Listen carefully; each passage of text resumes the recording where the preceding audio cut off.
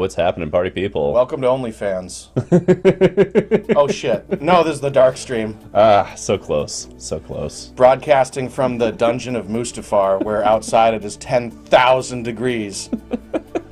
It is way too hot outside Yeah, right now. we've been broadcasting from Hoth before, but we wanted a change, and I don't know, you know, like everybody seemed to want to change till it happened. We're paying for the want, you know? That's the way it is. You want things, you will pay.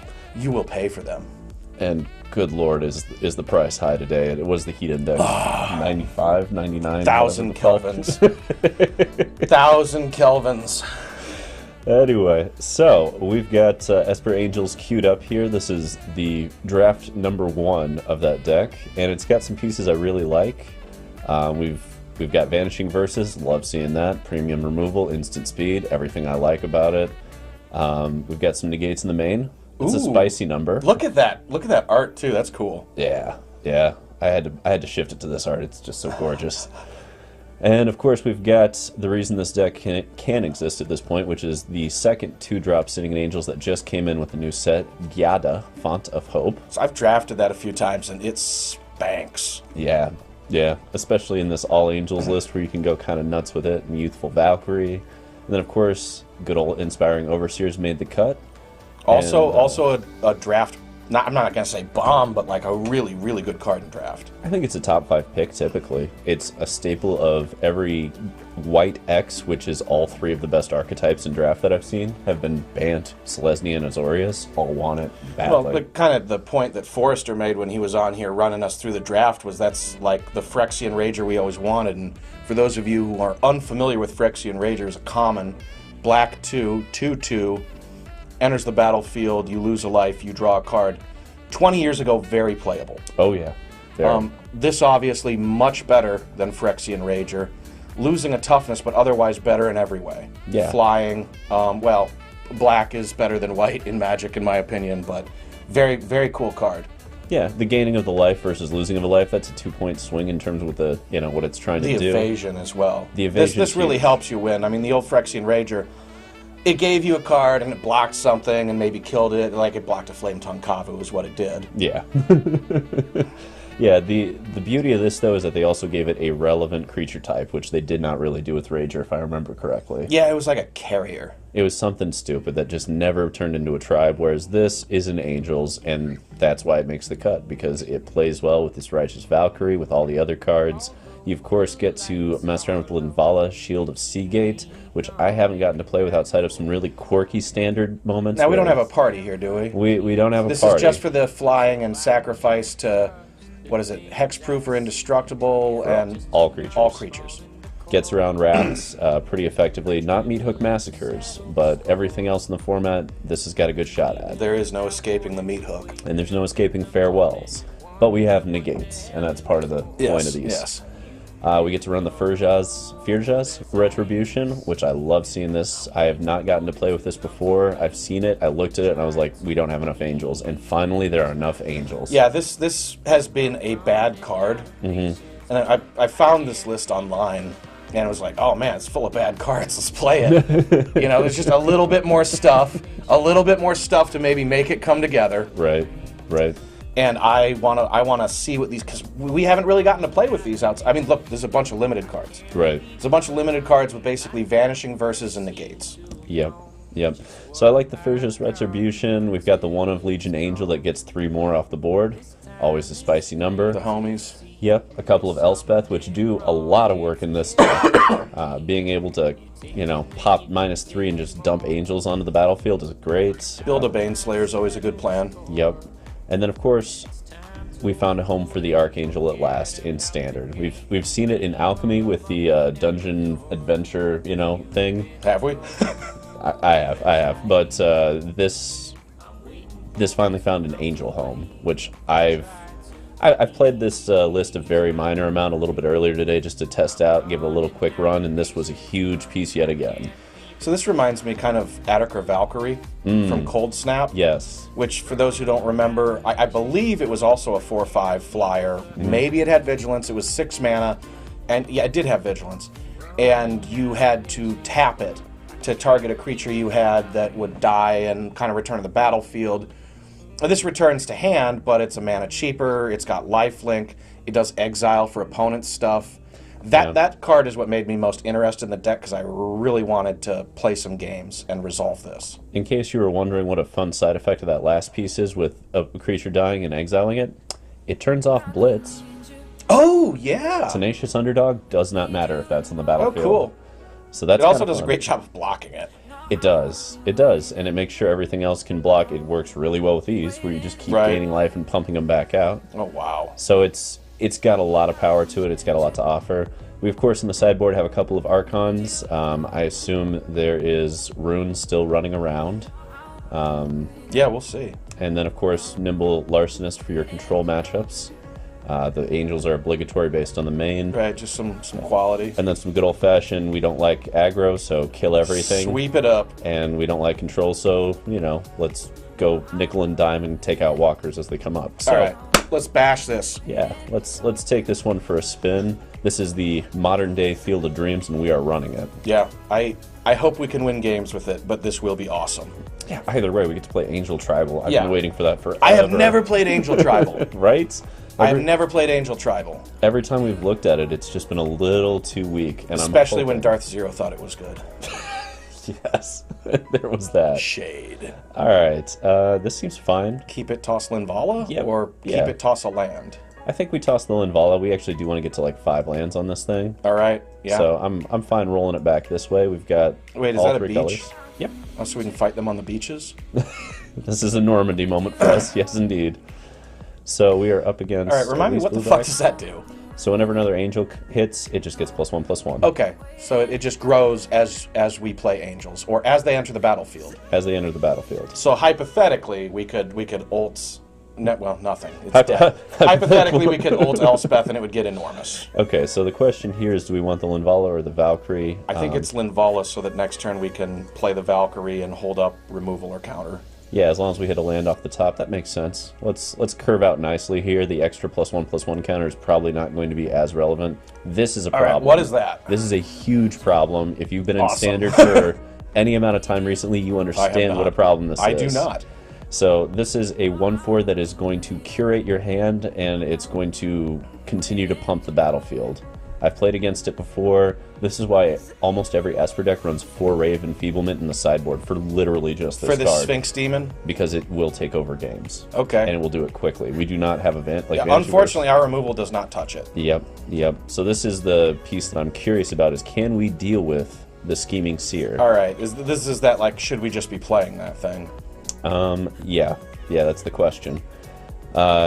And we'll know by the end of it. Honestly, I think in this scenario we just have to pass. We have to. And leave up the negate, because if they get Wandering Emperor down, this game's going to be over real quick. Yep. And that was my fear, that people will play better cards than us. Yeah. Like jerks. So at least with this, we are just going to go no. Well, yeah, blast it now. No to that. No to that. And Raffine... Now, Spell Pierce is in this format, I believe. Yeah. This plays really well with Wedding Announcement, too. Oh, yeah. Because you start to connive for 3 or 4. Yeah. Which is an insane amount of advantage really, really quickly. Oh, God, and it grows, too. Yeah. That's why this is probably the best 3-drop in the format right now. I really like that card. Now, I want to build, like, a bad deck with it. I want to build, like, a kitchen table deck that has Lingering Souls. Right. Yeah, I want to connive Lingering Souls with that. That would be some spice. That would be so cool. Let's see. Okay, well, we've got the mana we wanted. Okay, so we're going this route. Yeah. But it's still too late to shut it down. It's too late. So we are Crack smacking. back. Yeah, we're smacking, and we're trying to say this isn't going to matter enough, and we can go faster. Like, now, this has put us on a clock where we have to that keep card going. looks so good. Yeah. And this is also why it's 4 Ray of Enfeeblement, because if you miss and they get 1 trigger, it's out of range. It's just... That gets unmanageable quickly. Mm-hmm. And it's... Yeah, I can see it. It becomes a respectable clock. No. Get out of here. We're not playing that game. Do we know the name of the Wandering Emperor? Because in that one set, it was like War of the Spark. It was just oh my god, we're playing that? 2 of them. Yuck. Mana's not great. Ugh. This is going to be where we learn lessons in Standard real quick. I feel like we're a worse Esper deck. It feels that way. This game / this match will probably prove that point, and if it does, then we know. And I suspected from the moment I saw this deck and suggested it that this would happen. But we had to take a shot. It's Angels. It's Angels. Maybe the right call, if we're gonna do like a deck like this, is just load up my account where I pretty much only play garbage and constructed, so we can do it in like silver or bronze or something where people aren't bringing anything. Look at this. Oh God. We're gonna get our board massacre. It's over. I think so. Yeah, let's get out of this game. Let's sideboard and see if we can win. I'm gonna double check with one more top deck, and that's not. There's nothing we can top deck here. They just get to keep that creature and keep it running. Yeah, it stays. It runs us the hell over, and that's where it rolls. Okay, what can we even do about this? Shadow's Verdict deals with it. Yeah, Shadow's Verdict. Doomscars deal with it. Yeah. Wow, that's what we have to do, huh? And we probably go into something like, I don't know. Negates come in. I know that. Yeah, I don't think we can do the Nimble Larcenous. It's probably something closer to this, and then we are dumping out Valkyries because they're not good enough. That's a go wide thing. Right. Got the Vanishing Verses out. Yeah, that makes sense. We can probably afford to put a few of these in. We've got 3 slots left. Yeah, we need to do something. Right? We need to do fucking something. What I really want on this board is 4 Ray of Enfeeblement, and then I don't know if this is better or worse than that deck. I'd say toss in a Vanishing Verse or 2 just for the Planeswalker. Maybe 1. Yeah. I mean, that's not a good deal. It's not a good deal. But we'll take 1 because they also have Luminarch Aspirants, etc., and wedding announcements that you can hit with it. So sometimes you go that route. But we'll give this the good old college try and see if the Field of Dreams can be real. Okay. We have no black mana. Gotta throw it back. That is super awkward. Okay. Okay. That's, yep. Okay is where we're at. We are going for This it. is a hand of cards. It certainly is. So I think we're throwing back the Pathway, actually, because we can turn 1 the Snarl. Okay. Aim for, perfect mana, essentially, is what we're aiming for. Yeah. Although if we do that, we don't get to do that turn 2. Does that matter? I don't think so. Yeah. Probably won't. On the play, I don't think so. Yeah. I mean, we want them to curve out an Aspirant into a Raffine so we can Doomscar and possibly have a shot at this. Yeah. Which already lets me know we're playing the wrong deck, where that's like, yeah, maybe we have a shot if we kill 2 of their creatures. We may have fucked up. You know what? Yep. Yep. Let's just do this and see what happens. That's all right. We've got other lists we can queue up. And I would take the blame for this, but you went along with it. All right, draw us into a card so good it's not in this deck. That's definitely where this is at. You know, one thing that I really love about doing this arena stuff is, you remember like back in the day where you would start a tournament and it would be this feeling straight from game 1 of round 1 of like, oh no, I brought the wrong thing. I'm just gonna lose all day. Yeah, where you get clocked on game 1 and you just realize you completely misread the meta and there's no fixing it. Not even misread the meta, like you're just playing under the power level of the format. It's been a minute since I did that, but I remember the few times I have. Here we are. This is at least on par with the power level of this format because it's a 4-for-1. Kind of. It's the clunkiest. Oh, that's fine. This format goes for, yep, totally fine with that. Waste all of your Ray of Enfeeblements as I keep playing these out 1 by 1.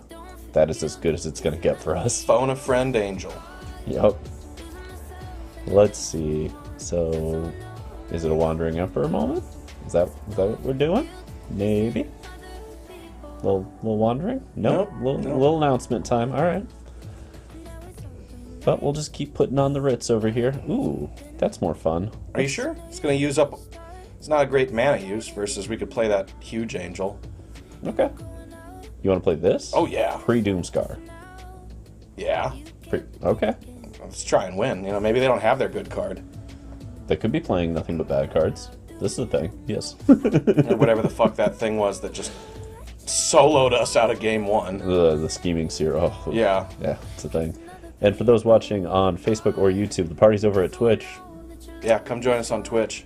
Come where the party is. I know we have a thing in our chat that says to join the party at Discord, which is a little... Well, the Discord is where it's going on. We're not doing this. That's true. That's true. Okay, do they have an answer for Liesa? Please don't. Let's see. We are not blocking because that is a trap for Meathook. That is how they go land Meathook and get everything. Not today, Satan. Not today. No, no, no. Today we keep our Archangel. Today we fight. Kill it now or get Larcenous to... Yeah. Are they deciding? Are they trying to figure out how to kill it, or deciding which card in their hand they should use to kill it? That's the concern, right? Right. That there's just too many ways. How should I kill this time? Oh my! What you got? What you got? Saving that tower. Meathook for 2. Interesting. That's a really bad move. What are you doing? Maybe a Ray of Enfeeblement. I guess. Yeah. They're combining. Yeah. Okay. Okay. Okay. At least we get the creature back, but we did stop them from getting what they really wanted, which, you know, a win's a win there. Well, Angels it is. And I'm going to start here. Yeah, and that's just good. That's good. See what's up. Watch the, like... Nothing. Nothing. It's all walkers. Oh, shit. It's not. It's all not walkers. I think I'm just grabbing one of these. Yeah. Yeah, it makes sense. I don't think we have a huge issue there, and we can just dump this in as well. So why do you suppose they decided to have Nimble Larcenous not be able to just take anything, given its because then it's like, oh, it's just flying coercion. It wouldn't feel blue and white. So they were aiming for Sin Collector with a slightly updated ability, so it can hit artifacts, but it is Esper mana, right? And flying. Right. It just feels like for Esper mana for a 2/1 body, even flying. Let's just take it. I was like, do we care about 1 point? I think we just want to race in the air here. Yeah, our creatures are better than a wedding announcement vampire. And that's what we tell them every night before we tuck them in. Yeah. You're better. You're bigger. You can do it. Well, at least we get to run out a Legion Angel. Normally I'd say this, but I want to do Legion, hold back, negate. If you're vanishing versus this, it doesn't really matter. We have another. Yep. They'll just keep showing up. Yeah. Yeah. Just keep on vanishing versus... Like, we might sneak this game out, I guess. It feels like they had a weird draw that definitely overboard. I don't want to give in to hope. Don't do that. Don't let me hope. Don't make me hope. What was that from? That was from Avengers Endgame. Yes. Yeah. With Hawkeye. Oh my god. Ronan at the moment. Right. I lost everything and decided to kill everybody about it. Don't give me that. Don't give me hope. Alright, what the hell is that? Oh yeah. Yeah, let's just jam it. Yeah. Let's see if this does anything. Well, it'll get their negate, which we will then negate their negate. Because we can do that. That's right. We get that, which means we have the ability to kill all of those next turn while swinging. Which is what very I'm nice, about. very nice. Oh, they get Vigilance and they tap to kill? They don't get Vigilance, but this one will be able to swing and then do that. And we have a way through that now. Okay. Wait, target attacking. Oh, it's any other creatures let him connive? That's... Wow. That's so good. That's so brutal. Brutal. I mean, we'll still get to kill their stuff as long as this doesn't die, but like, wow. So brutal. What a card. What a card. Yeah, we should be playing that. That seems absurd with Wedding Announcement. Like, look how much pressure that puts on in so 2 cool. cards. That's so cool. Oh my. So, I understand why this list... Let's try really hard to win. Just do our best. Okay, so it's a 3/3. We can block here? Yeah, fuck it. We gotta get ahead somehow. I mean, if they Meathook the board... We lose, probably. I think we actually don't do... Yeah, we take it so they can't Meathook, because if they Meathook and this doesn't die, then we can kill the Raffine. Okay. And then we're still just ahead. Well, that negate helps. And this can kill that now, which I also like. Power less than... Less than. Oh, well, that's awkward. So it's gotta be the... So... Whoa, chill. We can't, swing. We can't? It's got flying. Yeah, but can't we declare attackers with that Vigilance creature and then use the ability after it's attacking? Well, looky here. That's a good idea. And actually, we'll do all of them then. Yeah, send in the clowns, and then, yeah, pre-blocks, use that ability. Don't forget to pay the ward. I'm not doing it. You don't tell me what to do. Hey, we killed it. Okay, so they have the ability to potentially kill us. It's 5 plus 4, it's 9 points of damage. We're at 10, so I think it's Valkyrie into Legion Angel. Or maybe... Oh no, we still can't. It's just Valkyrie then. Valkyrie hold up negate. Yeah. That's enough to hold back some damage, and that's all we have to do for one Let's thing. just not die or get swept. Yeah, we got double strike next turn. Like we need it. Just in case. That's the overkill I want from Angels. That is sort of the problem with that saga. The overkill? Yeah, the last one. Yeah. Alright. Although a lot of sagas have one ability that kind of struggles to be relevant in any given game. So we snuck a game off them. Can we sneak another?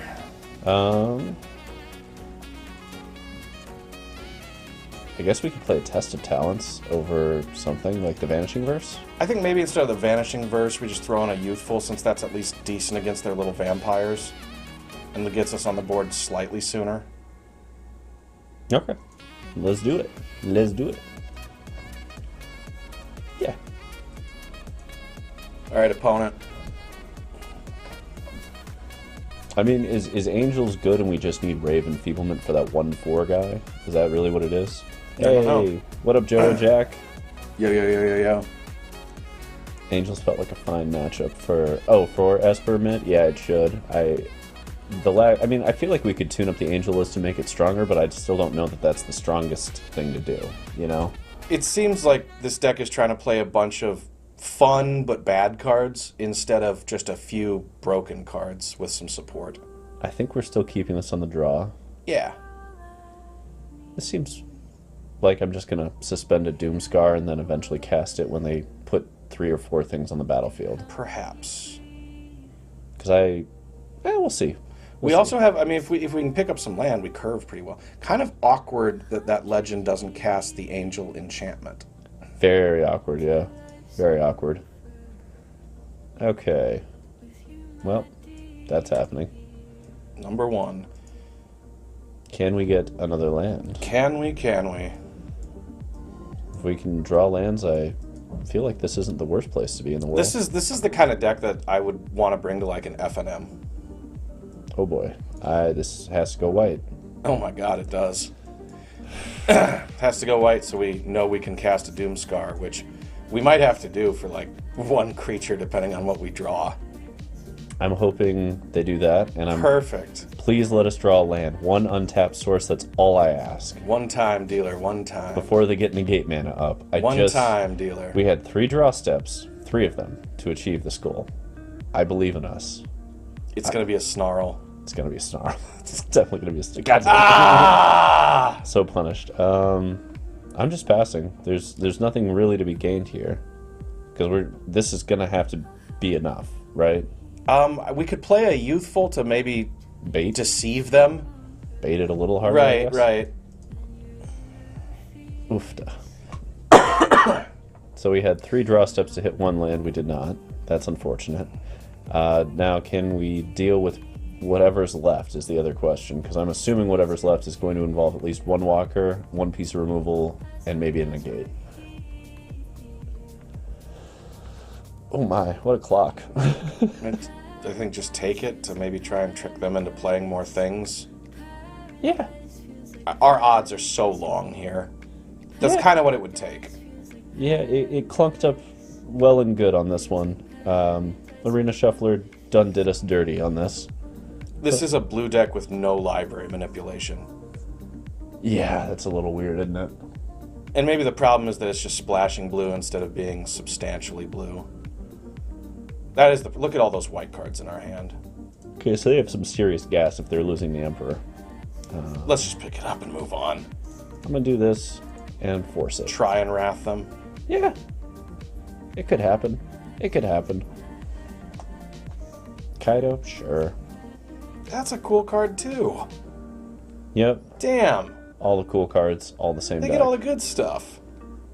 Phases out. Well, Wrath it is. Derp derp. There they go. There's to my knowledge, not a 1-mana counter in that.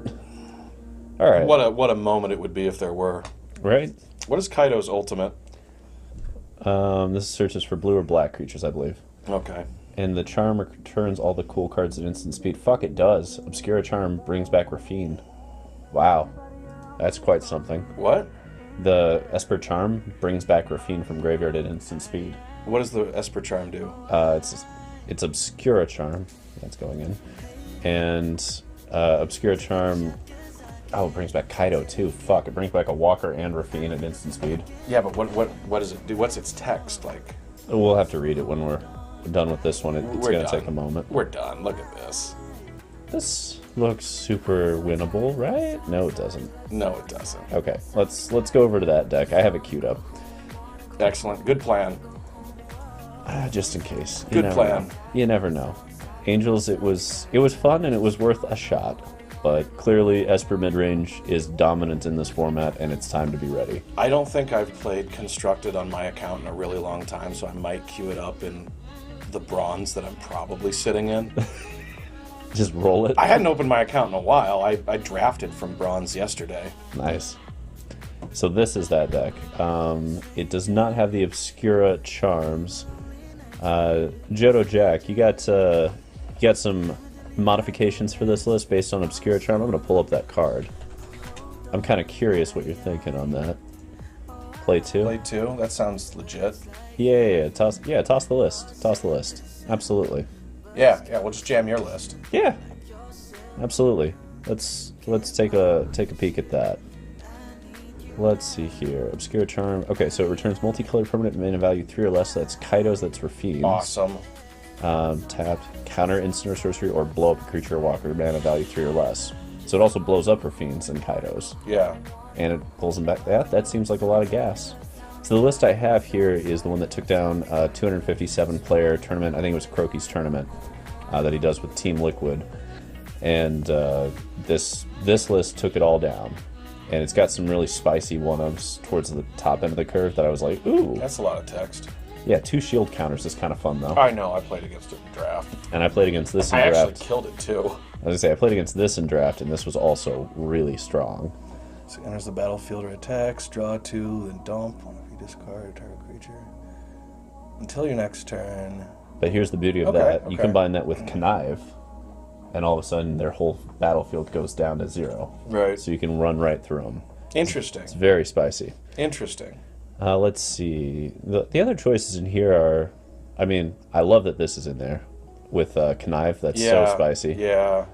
It's also the same combo I keep seeing in draft, except applying to Constructed, where Flash is a bigger deal now.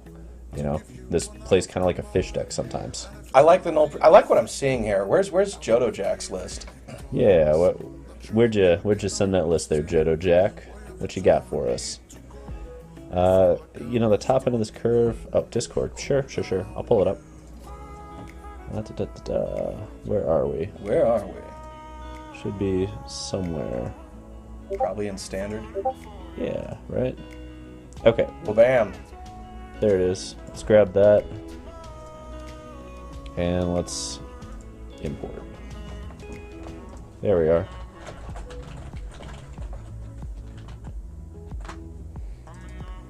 Alright, let's take a look at this. This seems like it could be solid. Let's apply some styles, and okay. So Tenacious Underdogs. Nice. Appreciate it, Solid. Appreciate it, Shadow. Wedding announcements, awesome. Yep. Got the Kaitos, Obscuras, Raffines, Wandering Emperors, Obscura Interceptor. See, I like this a lot better. This looks a lot more consistent. I mean, it's going to be more consistent in the list we were just looking at. Yeah. Yeah, let's give this a run. I think we'll get a better idea for it. What's on the side here? It doesn't have some of the the fun 2-ofs and stuff. Yeah. But let's just find out what's good here. And I know old Johto Jack has been slamming the format quite a bit. Oh yeah. Or I think just the app. Yeah. You know. All right. Let's give it a run. Let's see what we can do with this. Definitely feels like it'll be stronger than what we just did. It will be. You know what I mean? It will be. It's a deck comprised of good cards. Right? instead of like a bunch of bad cards crammed together in an F&M 2/2 list. Yeah. Yeah. I agree. Like the good times. Long, long ago. The before times. In the before 4 times, yes. Before the Empire. That feels just fine. Yeah, looks great. Yeah, we gotta go kill first, the broken card twice. right? And we still have Emperors and Meathooks. Like this. Just broken cards in land. Yeah. I don't know. It's kind of hyperbolic to call those cards broken, but they're very, very good cards. I'm willing to call them that. And we have nearly perfect mana already too. So a while ago, I found out in Meathook Massacres I wanted one for a Jund Highlander deck that I've gradually been building because, of course, I am. Right. And I wanted a Meathook Massacre for it, and I found out they were like $65, $70. Oh, really? Yeah, but I had this box of Midnight Hunt that I got a while ago Yeah. because, maybe we were going to draft it or something. We wound up doing some other stuff. And instead of trading it to get a Meathook and maybe some stuff, I just opened it to get a Meathook and maybe some stuff. Yeah. Succeeded. Nice. Not punished. So, Raffine or Kaito is the question number 1 here. I like Raffine because the Ward 1 matters so much early on. And because we have the backup, Okay. if opponent spends time and resources to kill this now, or they just play theirs. Okay. So, in this scenario, we're going to get to connive. Yeah, we get to connive first. Yeah, let's start conniving. It's kind of a interesting scenario. And I discard Vanishing Verse?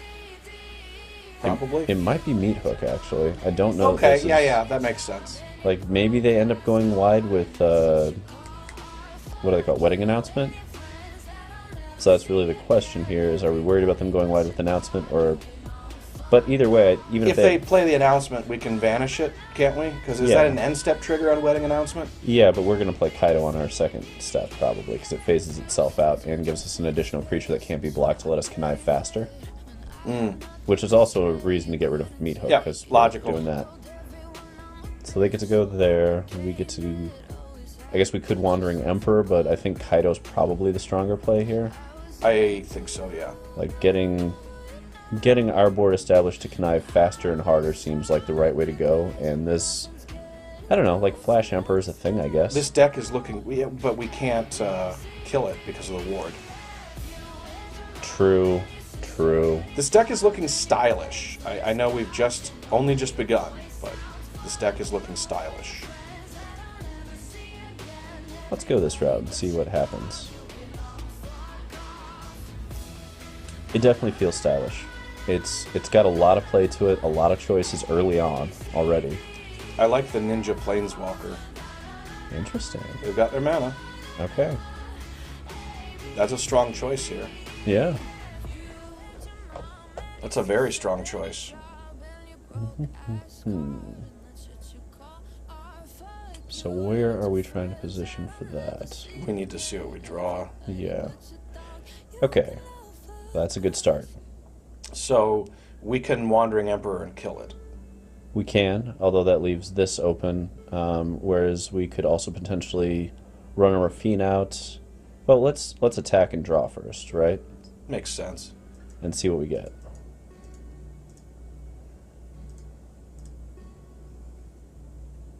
Okay. We can get Raffine and Vanishing Verse in the same scenario, and this Raffine can still block that, vanish that, grab a 3/3, and then we're on the board with 2 walkers back and 1 still active. Okay. Going for the ability to keep this alive if possible. So what's the logic for waiting for opponent's turn to do the Vanishing Verse to try and get him to commit to a bad attack, or what? Yeah, I'm just curious because it also pulls away... Trying to bait out maybe a negate? Yeah, I mean, if we can get a negate there, that's great, because then it means this hits no matter what, which I'm also a fan of. But if they want to connive here, that's fine. We can still just block. Conniving bastard. Right, and if they're on, let's see, Meathook, 2/2. Okay, so they can Meathook the whole board with the land and still have this, but then we still have the Walker and we get Wandering Emperor to blow that. Yes, we do. And that so seems... we would reset, except we get 2 walkers. And that seems like a fair way to go. Yeah, please do that, opponent. Wedding announcement, okay.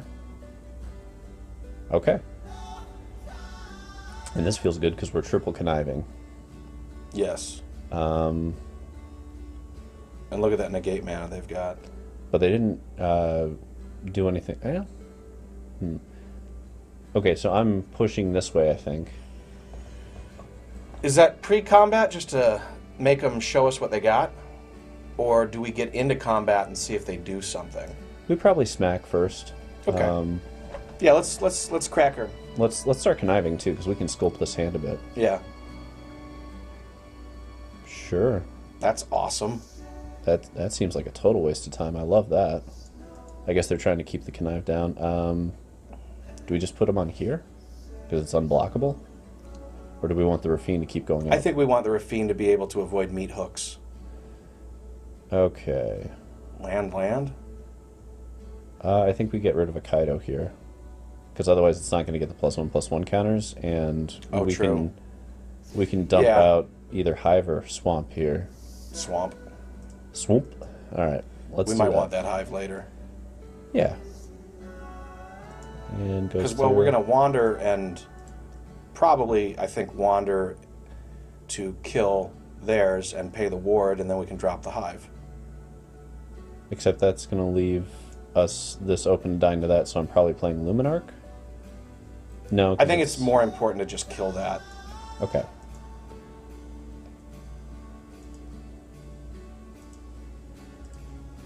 Yep. That'll pay. Gain a little life, get a little Hive. And that still leaves us with a better board position. Yeah, they get to make the choice. They get the Emperor, sure. We have Kaito still running, and really Kaito still running has been the difference. We've drawn a bunch of extra cards off that already. We're going to keep drawing cards. Kaito is great here. Like I'm enjoying it. This is the first time I've been able to play a game with Kaito. And where are they grabbing? Oh, goodbye, Kaito. Raffine, probably, right? I don't know. This is an interesting choice. I suppose it depends upon opponent's hand. Right? What are you going to do? Okay, it's Kaito. Interesting. I like that choice, actually. Okay, so I'm going this way, and I'm starting with this. Because we can put them on the unblockable if we want. Do we, though? I still like going on the Raffine to... Go all of course, you know, if they meet Hook, that's good for us. So, yeah, unblockable. I'm into that now. And I think we're going to smack everything before we play this, right? Yeah. Yeah. They are still representing counter mana. I don't know if I believe that they have it.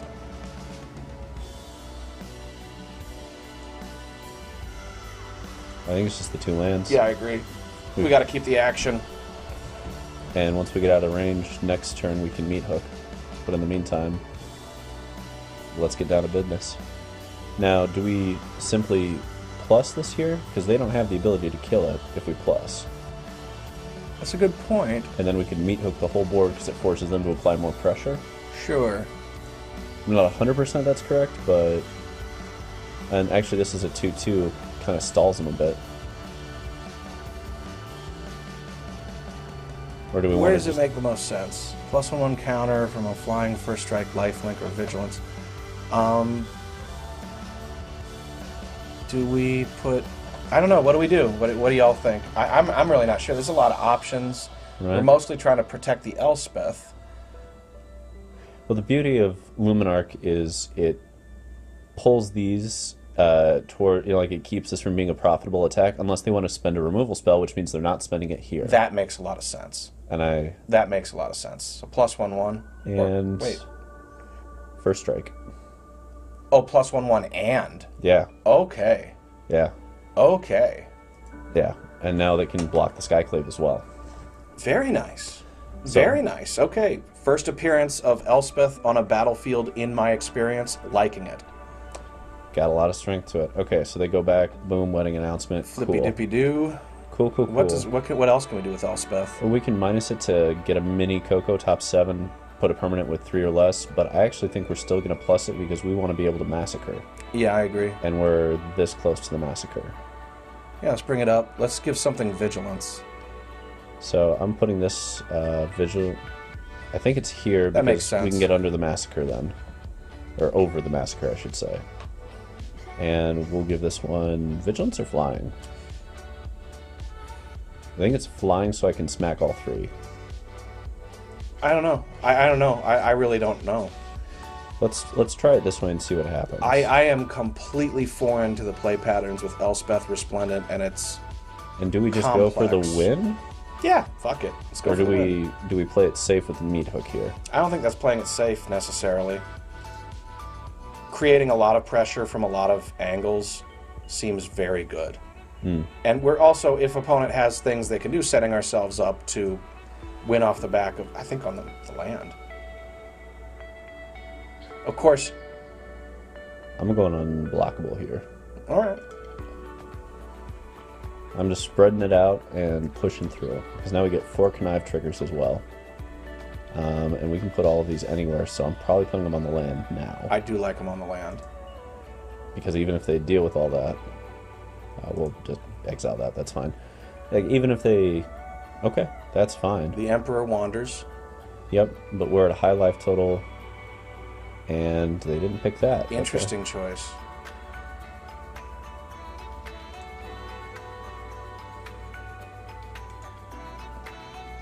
Yeah. Or, yeah. Yeah.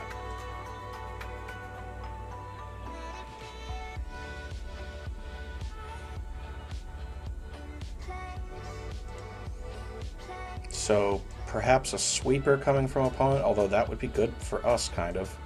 Black side. Yeah. Passing it. Yep. They don't have the ability to kill Elspeth. They're 1 short of it. Okay, they have Wolf. Okay, that'll be a good spot for Massacre to get through for the win, I think. Yeah, we should be able to get through for the win on that basis. So Elspeth can... Gets knocked down to 1, but still gets to do the ability one more time. Still gets to get a little bit bigger. And... to make our... unblockable. Yeah. I'm going to give it Vigilance this time. Makes sense. So that way, no more wandering worries.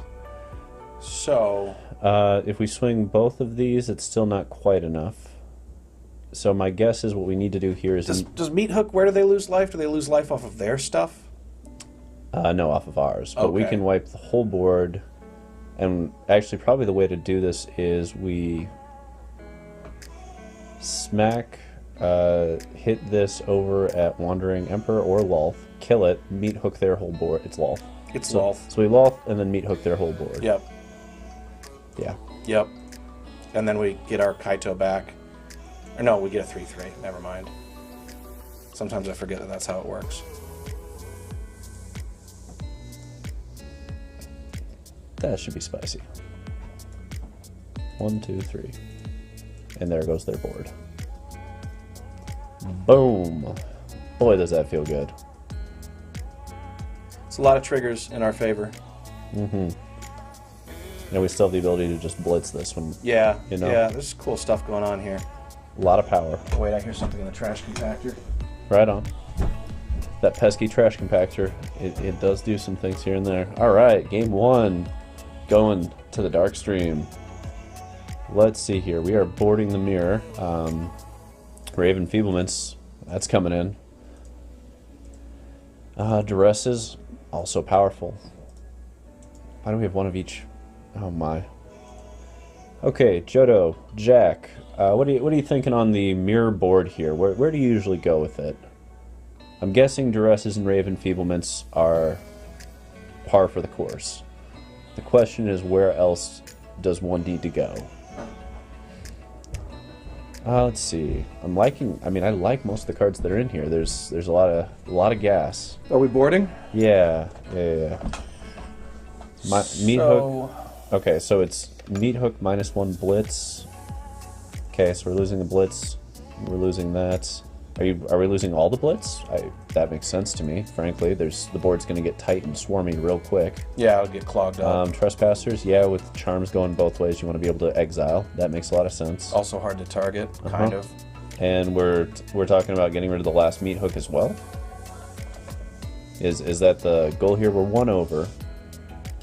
We have the Duresses, we have the Rays, and that makes a lot of sense given what they're showing us with walkers, and we have to kill Raffines, and then we have to keep them dead. Okay, that seems spicy. So, what else do we want to lose? Do we peel a verse? In a world with walkers and skyclaves, maybe? Well, yeah, there's no profitable way to play these. They're good against Lolth. Right, there's no profitable way to play these, though. Right. And these don't work, not for what we're trying to do. The question is really, do we peel more verses for Disdainful Strokes, or is that going to be a poor choice because it will allow them to push their side of the board too quickly, and then we're just stuck holding counter magic? We're going to be on the draw, I'm into it. Peeling them? Yeah. Okay, let's try and go more control than them, and we are out of time, so boom. Yeah, let's try it this way. If we're off, we're only off by a couple of cards, and that's fine. That's what game 3 is for. Right. Well, not quite, deck. Not It's quite. a lot of Kaito. That's much better. Yep, I am dumping out one of these lands. One of these 3 is the question, and it's going to be this one. Yep. We've got double black, we've got double white, we've got a blue. That's all we need. Yep. Okay. Hive Duress? Or do we wait? Right? I actually kind of like the Duress so that we have information here. Yeah, I'm okay if we'll we almost certainly get something. Luminarch turn 2 is not necessarily the thing we have to have. Okay, we need Kaito the fuck out of there. Yeah. Goodbye, Kaito. And then more Soren. Okay, we can play through a Soren. They've got Luminarch. Okay. So they get to Luminarch. We're going to miss our Luminarch. Oh, Tenacious. Okay. Interesting. Let's see. So we are probably pushing into Raffine. That is a lot of pressure. An aggro start. It's a very high level of pressure. There's some logic to doing it that way on the play, I suppose. I think it's Trespasser here. Dump the Kaito out. I agree. So they can't charm it back. Right, and also now Luminarch has to keep pushing on that one. And right. Wandering Emperor becomes a much bigger deal. Right. Yeah. Yeah, I like what this is. This is forcing them into. Okay, so they can dump down, and we get to swing in. And this can go this way, yeah. So I think what we're doing here is we're just swinging in and holding up Emperor. If they double block, we just plus it, and like, yeah, we'll lose this, but they lose all of that. And we have a 4/4 that, I don't know. Alternatively, we could just Emperor right now, kill the Tenacious Underdog, attack, exile it, and accept the consequences of what happens as we swing at Soren. Or we don't swing it... Well, no, we have to exile it. We swing at Soren. Here's where I think we're going. No. We're going to wait and see what the blocks look like. Okay, they're letting Soren die. Now we can Wandering Emperor and blow this out. Or we can wait. I think we just do it. I think we just do it. Yeah. I mean, okay, if we wait, they can't kill it, though. If they have a negate, they have a negate, but they can't kill it. Yeah, that's true, and also they could blitz it back. And we get to flip it. Yeah. Forgot about that. That's right. Let's see. Emperor. Now, are we exiling the Flying Lifelinker or the... I think it's the Underdog. Yeah, we're a little low on life. We need to go this route. We also took out Vanishing Verses as well, so we have fewer answers. Army in a Can's a thing. It is a hell of a thing. Okay. What the hell is that? This is fun. This is Oh, new that Venter. guy. It does not hit stuff that's already down, though, and that is worth knowing. No, it does not. Okay, so this is coming down like so. This is probably fine because they're going to cast Legion. We're going to bounce it back. Yeah. And we need to do that. So I am... Am I just minusing this? No, we're plussing. Yeah. And that's all in the air.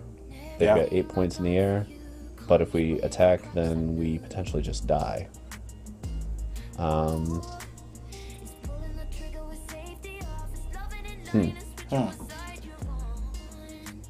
that has lifelink. That ground pounder has lifelink. This does not? No, the one in our hand. Yes, yes. But we're relying on them to make a mistake then. Well, they got to cast something, basically. Right? Because if they... Yeah, we do it... Okay, so they're at 23. This attack isn't going to matter as much. I'm pushing it. They get to... This gives them a reason to do something. Okay. They're going to get us to 1. Seems good. Fine with this. We get to exile one of them. Is that a -2 or a -3? -2. Wandering Emperor's so good. Wow, they're just letting it happen. I'm flickering it in because we need lifelink at this point. Yeah, we do, and that Luminarch Ascendant is not what we want either.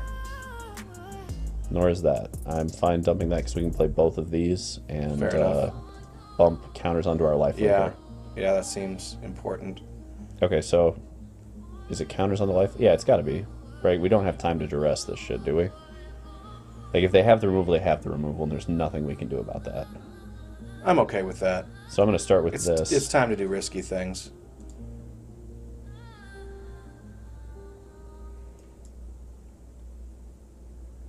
If we do duress, blah, blah, blah. Okay, we could duress and Raffine in the same turn. Yeah, let's duress and see what they got. Okay. They've got nothing. Raffine it is.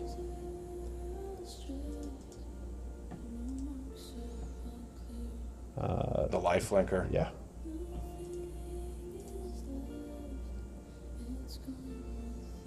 I'm doing this strictly to keep bumping it. I agree. I mean, we could... No, we've got... Okay, we've got pressure, sort of, and we just need to keep attacking at this point. Yeah. We need to get this out of range for that, too. Opponent doesn't have a creature land or anything. Nope. And so there's not going to be a surprise damage. I think we hold on to that to connive with. Yeah. We need to be able to do a little bit of that. Connive is such a cool, balanced ability. Right.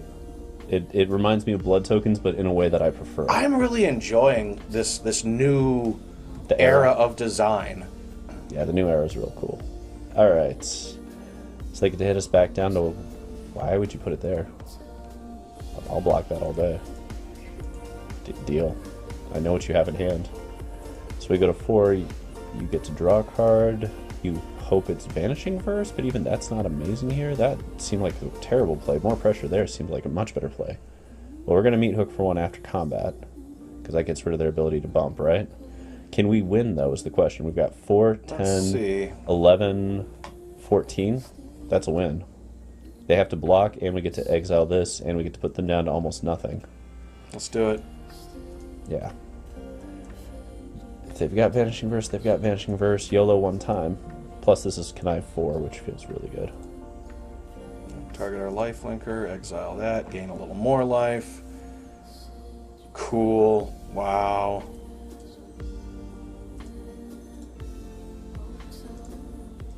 Ding, ding, ding, ding, ding. Awesome. So they have to chump the Luminarch Aspirant against the Obscura Interceptor.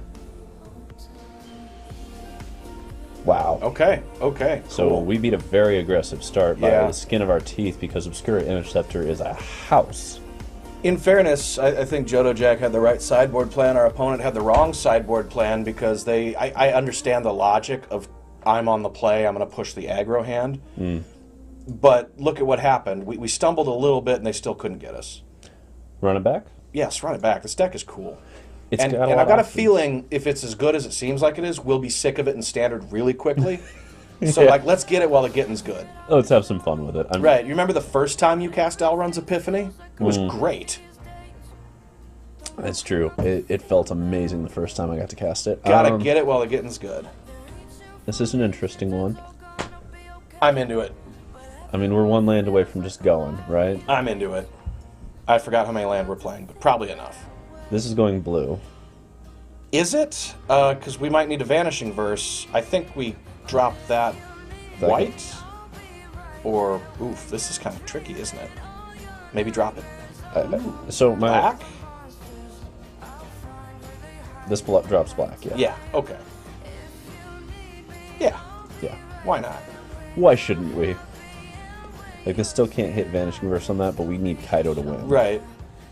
And that's awkward. Yeah, we'll be fine. We just need to draw... Not that. Not that. Come on, deck. One time. Let's go. Let's go deck. This might have been a little greedy to keep, but It's incredibly greedy. Oh, you know. It's incredibly greedy. It only needs one land, though. It's so close. Don't be a hive. Be any other land. Oh, why'd you have to... Why? Why did you have to tempt fate like that? You knew it was going to happen. Oh, deck. Why you do us like that? Oh, brutal. Brutal. Brutal. Super brutal. It's going to be even more brutal when they go land up Nixilis. And I feel like that's the next play here. Oh, God. Show me the Ob Nixilis. Oh, God. Show me, show me, show me, show me. You know it's coming. That'd be really good into Tenacious. I don't know why they're thinking so hard. They're wondering if we have Negate, maybe? Oh. But that still only counters We totally one. do. It still only counters one of Nixilis, right? Yes, it does. Perhaps they don't know that. That's awkward. No white mana. Up. Alright. Alrighty, let's, Does Kaito draw just to try and get us out of this? We need white. We do. And we can give up the other Kaito. Yeah. Okay. Yeah. We go this way. Okay, we should have not played the land. That's a little awkward, yeah. Didn't think through what our line was going to be, just started tapping stuff. Got real excited and Ah! got riggedy wrecked a little bit this game. Yeah, I like the Surge plus the Vampires here. Jund. Interesting. I really like this deck that opponent's playing. Some cool combos going on. Alright. Over to you, Bob. But please play something pre-combat even though you have lethal. Please make mistakes, because we did. It's only fair. It's only fair. Alright. Woof. Woof indeed. They're just sitting there probably with a handful of Volt Surges like, whatever, here we go. I am Vanishing Versing here, actually. Yeah, it's got to be the underdog. We do that, and then we can still play this, gain 2 life, and What do you exile think there. the green is for? There's a Jund list. I haven't looked too carefully at the format, frankly, but I know there's a Jund mid-range list that's running around that's actually decent. Shit, I should have looked at the format. I figured you just didn't like it, because usually you play Jund if you can play No, Jund, I right? just like I just saw an article about the Angels list, and I didn't read the article. I just looked at the list and went, "That looks fun," and That's thought fair. no more, and drafted a bunch. That's fair. Alright, deck. We're by the skin of our teeth. I feel like we would have been very into this if we hadn't made that one critical error with the Vanishing Verse land. Yeah. That was a difference of quite a bit of life.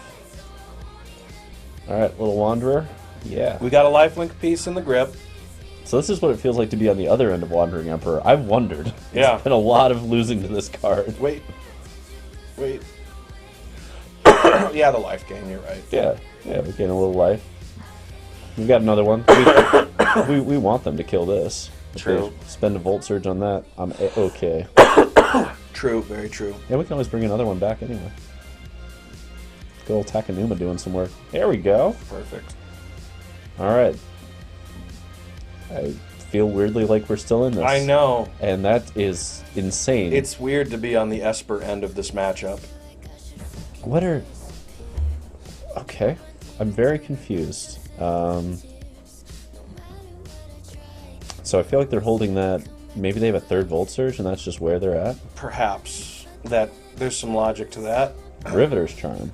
What are they doing? Oh, trying to look at their top 3 cards. No. No. No. No to that.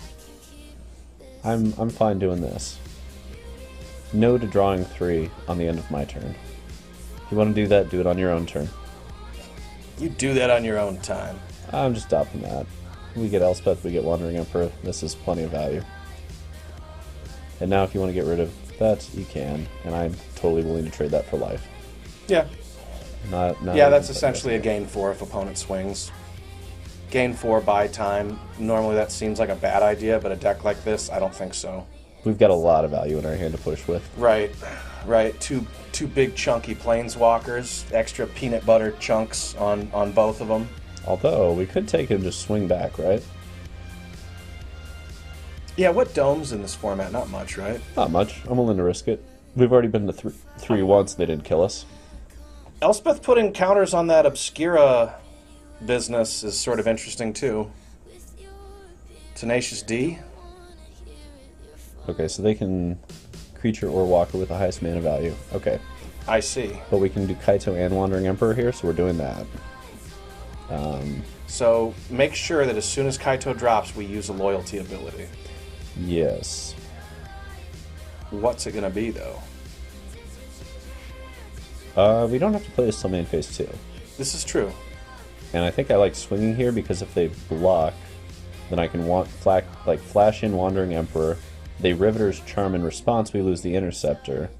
But if they wait till that resolves, then we can give it first strike and then choose that when the Riveter's Charm goes off. Okay. And worst case scenario, if they use Riveter's Charm to kill that, they don't get to draw the cards, and then we just minus it for a Samurai to block that. Seems legit. And we play Kaito. Seems legit. And draw a free card. Seems legit. I'm intrigued by this scenario. Lifelink is pretty good. And much as expected. Ha. If you don't block, they smell a rat. Like if you don't block, I will just do this. 100%. Okay, I'll gain 3 life. We can play this game. And now I can just draw a card. Draw that card. And now Wandering Emperor will exile that, which is even better. Yep. Part of me debated the 1/1 unblockable just to trade with that, but I think the card's worth more in this deck. Yes, the cards we can draw are very, very good. Interesting. Just want to draw. Okay.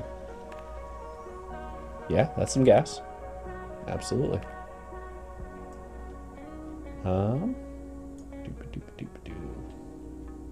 Seems reasonable. Do we do the Elspeth now instead of Wandering Emperor? We're pretty low on life, though. They can put us to 1 if we go that route? I think we gotta wander. Okay, so we'll wait and do that on the Tenacious. Yeah. Okay. And then we can, I guess we can also plus the Obscura on our turn to push through the Sora and shit, while also having Elspeth. Right. And Kaito. So it's Esper Super Friends. Yes, this is a Super Friends deck. What do they have in hand? Okay. So.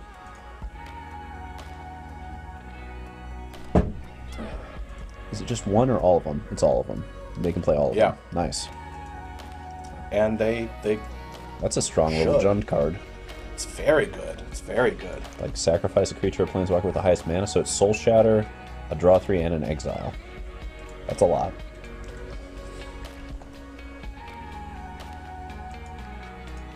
So we just exile here. We don't do Samurai business, right? Yeah, we want that off and no Blitzy. And the life as well. Yes. Now what, opponent? Yeah, Epicure doesn't work under the old rules where you could just use it to snuff out a planeswalker. Right. Oh my god, can you imagine how good it would be then? It's already a great card. Yeah, if you could just flip it and hit the last point on Wandering Emperor, I would love Epicure if you could do that. Okay. So... Probably making a creature. Gotta be, right? Yeah. There it is. That's fine. We're just gonna plus this and smack at Sorin, because it'll give it first strike too.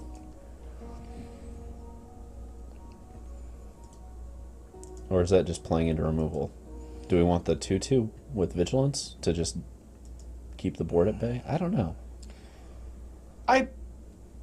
Let's go for the high value here. Okay. I know you've got a blood token. The question is, do you have everything else? And do we want to dump this at Sorin as well? If we do that, we can't Elspeth. True.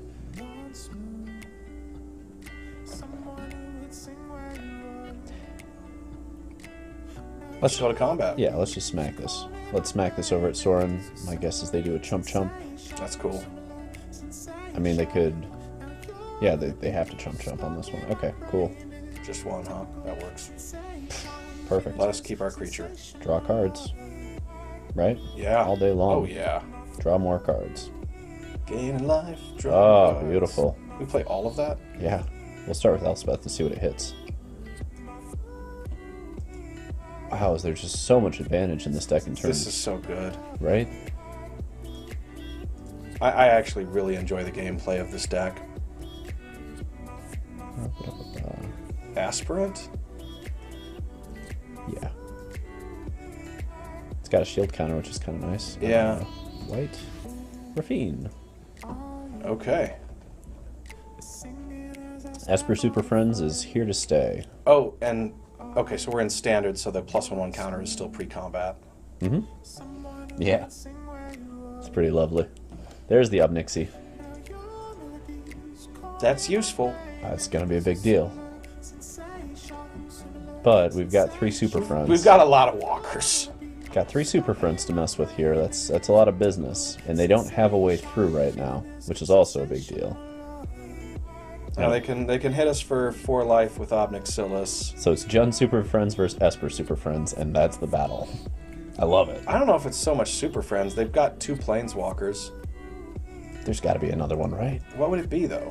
I don't know. Kind of curious. Yep. All right. As far as I can recall, those are the good ones in these colors. So we... Unless you're going to try and cast the big Nissa.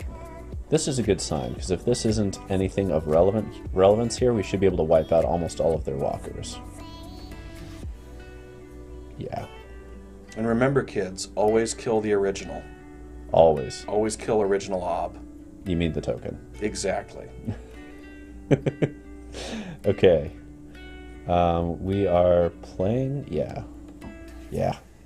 Let's get on the board and get going. So... First strike is going here. Yes. Then, let's see here. We can give it flying. Let's do that. Awesome. Let's build a Baneslayer, right? And then we can animate here. Very nice. And swing through. Like, they have only 1 blocker, and we can get 2 of these through, so we can kill Soren. And... I guess we have to hold... Do we hold Hive back, or do we just push Hive through to hit? We hold Hive back. Yeah, they can block Hive if they really want. And also, we're going to draw a card with Kaito here. I'd like to be able to play it. Right. So we're bumping here. Yes.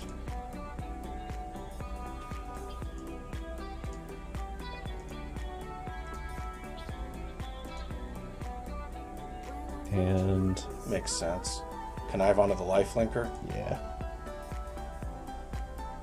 Away they go, precious. And now Obnixilis matters a lot less.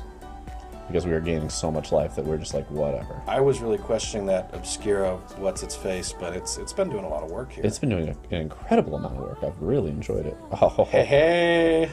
Why not? This deck is so cool. Join the fucking party. This deck is so cool. Join the party. And even drew us another card on top of that. Yeah. Wow. And they can't even get rid of Obscura with Blood Tithe now. This deck rules. So much play to it. So much play to it. I mean, look at the complexity of this board state, but I still feel very confident in our position on it. Yep. Yeah, discard it. Yeah, I don't care. Now what, bro? Do it again. All right. I'll double discard it. Double, triple, quadruple. Double, quadruple discard it all day long. This is the kind of Magic I really like, though. Grinding There is interactive. nothing either of us can top deck that will like just undo all these decisions. Yeah, even if we had like a farewell and we top decked it, the walkers are staying. Right. Right. Oh, and the creature lands would stay. This is such a breath of fresh air from the previous standard format. Okay, so they're gonna smack them all over at Walker's. Yeah, expected that. That's fine. Yeah, that has a Obnixilis shield is counter, so very good, but our walkers are better. yeah. But like we're gonna lose one Walker here, but in doing so, they're giving up Obnixilis, and that's the goal of this right now. Yeah, that's fine. Is we And they gotta decide which one, and that's a hard call. Yeah. You get one, you don't get both. Look Damn at it! What do I do? What do I do? And you can't kill Kaito even if you want, which means this is pretty close to ulting. And if it ults, I don't... What's it do again? It lets us search out blue or black creatures and throw them on, so we can just start grabbing Tenacious Underdogs and Raffines and dumping them onto the battlefield. Is that Obscura thing? Is that legendary? Nope. Okay. We can also do that. I'm not sure that would even be correct. It probably would be. I know that I'm becoming a very big fan of this card. I was incredibly skeptical of it the first time I read it, and then realized it couldn't bounce something on the board. So I got 2 of these in the sealed pool when I first got to play this format, like pre-release weekend, and I was like, oh, you know, not quite Venser. Okay, so that's going there. All of these are going at Wandering Emperor. We have shield counter, so do we care? No, we leave it. We leave it. We keep... Elspeth only gets hit for that right there, and then we lose Wandering. So Elspeth Can we we lose Wandering. save?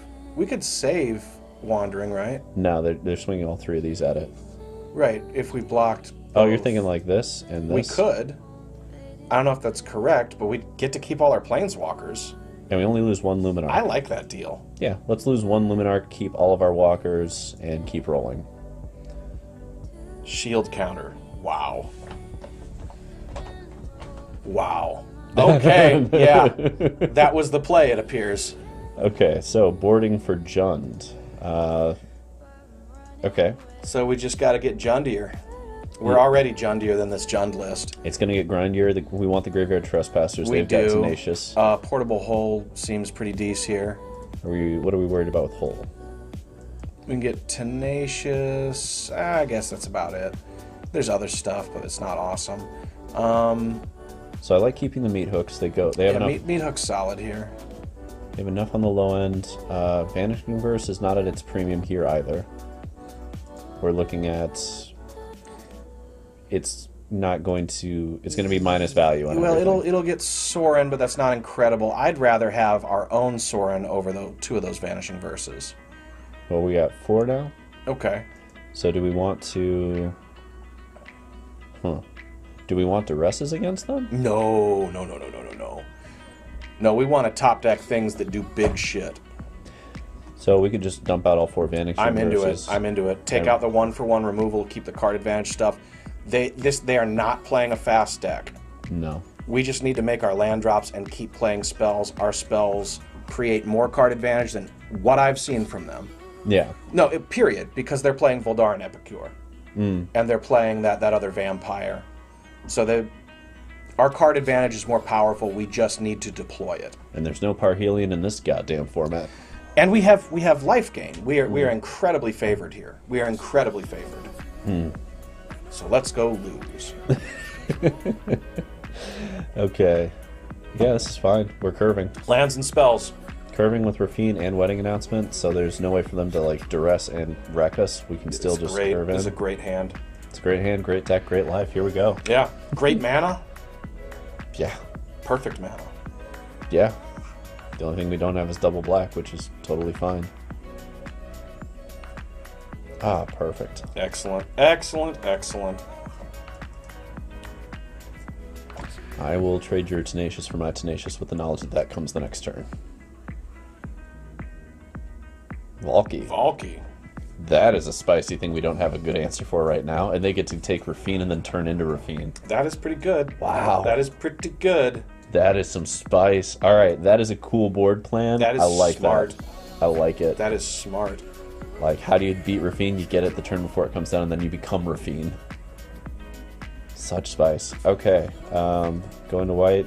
Going to the dog. Yeah. The dirty dog is coming out to play. So we're going to force opponent to use that mana. I guess they don't have to, but they probably should. I think where we're going is going to be Wedding Announcements.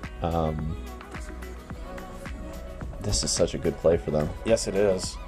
We're going to trade our Tenacious Underdog for probably a Volderon Epicure, just to try and keep them at bay here. Why would we be trading? It's got to get bigger. Oh, because they can connive. It's going to get bigger. Oh, they're just doing just that. Yeah. That feels like a little bit of a mistake on their part, but we'll take it. We'll take it.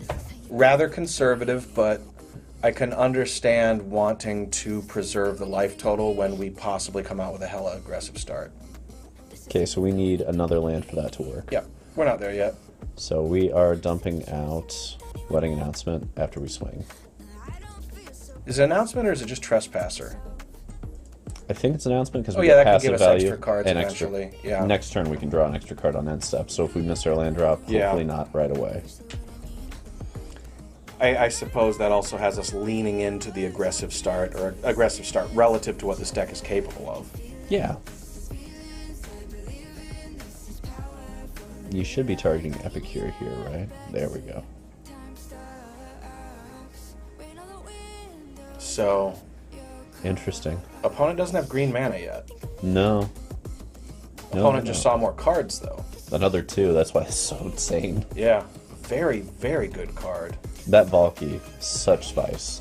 Really liking that in Jund. That's the best Valky I've ever seen anyone cast. Yeah.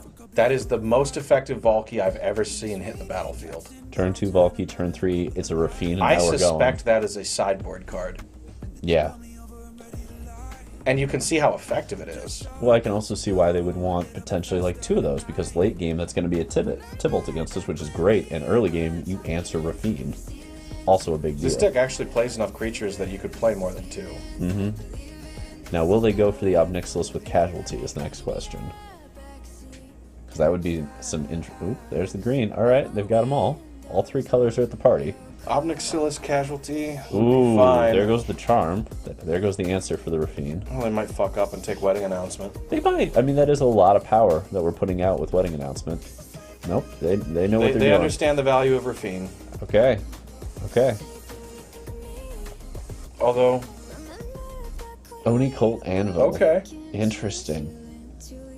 So... Feels kind of small ball. A little bit. A little bit. So I think we're smacking both here. Smacking and announcing, I believe. No, because then we just draw 2. We need land, though. We need to deploy our expensive, awesome planeswalkers and shit. They're kind of low curve. We got to be careful not to play their game. And we have a life total right now that we can kind of give some. I think it has to be Graveyard Trespasser. Here's my reasoning. If it is, they can't swing both of these into it profitably because they can only connive one of the 2. Right? So it blocks them while we still draw a card.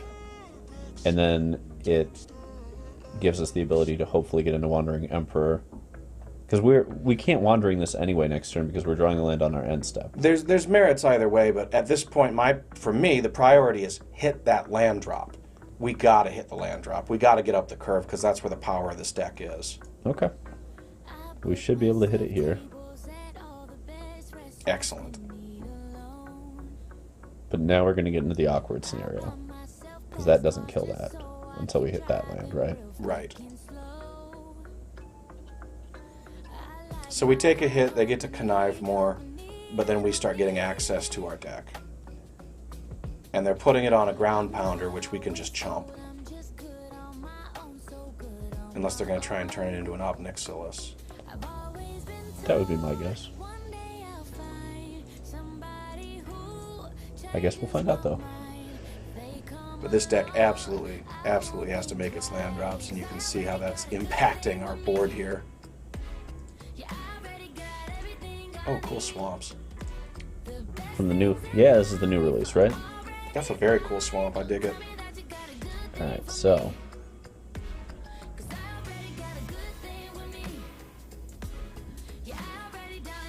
Yep, Deadly Dispute. So this is like Anvil Jund. Yeah. Okay. Yeah.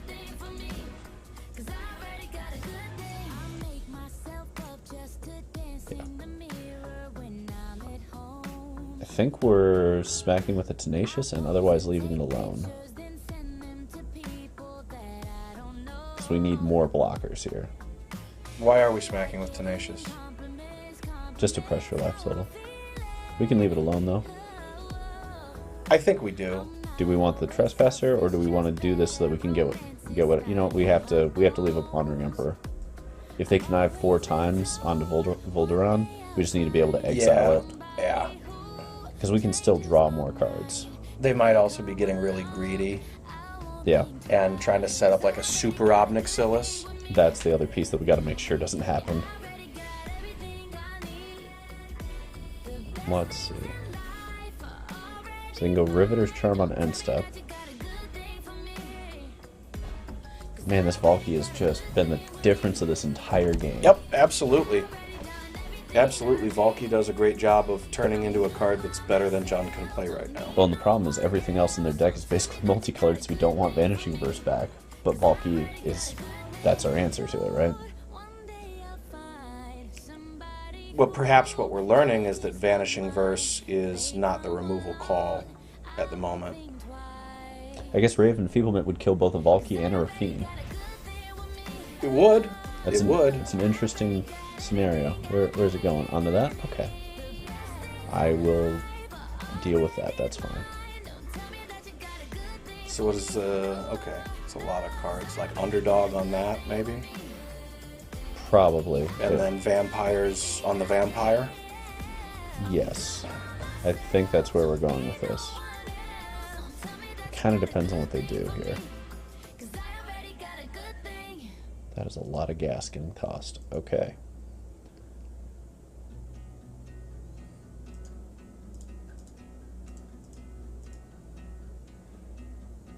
There's one other question here. What's that?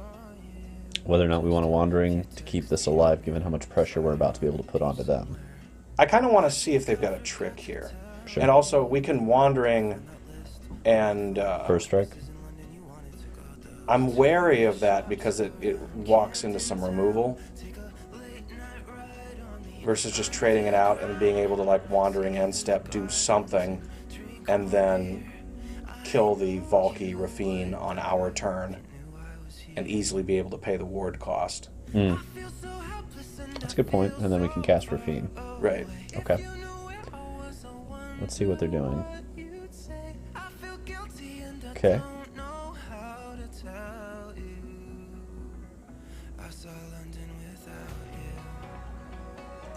Yep, there's the token.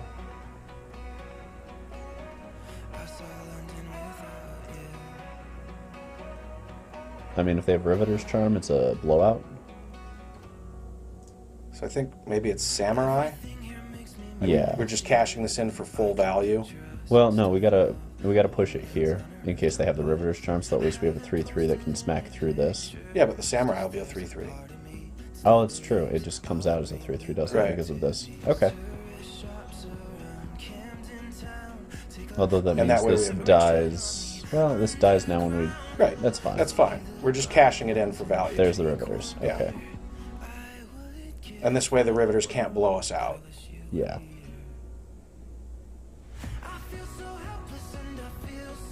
All right, deck. That's interesting.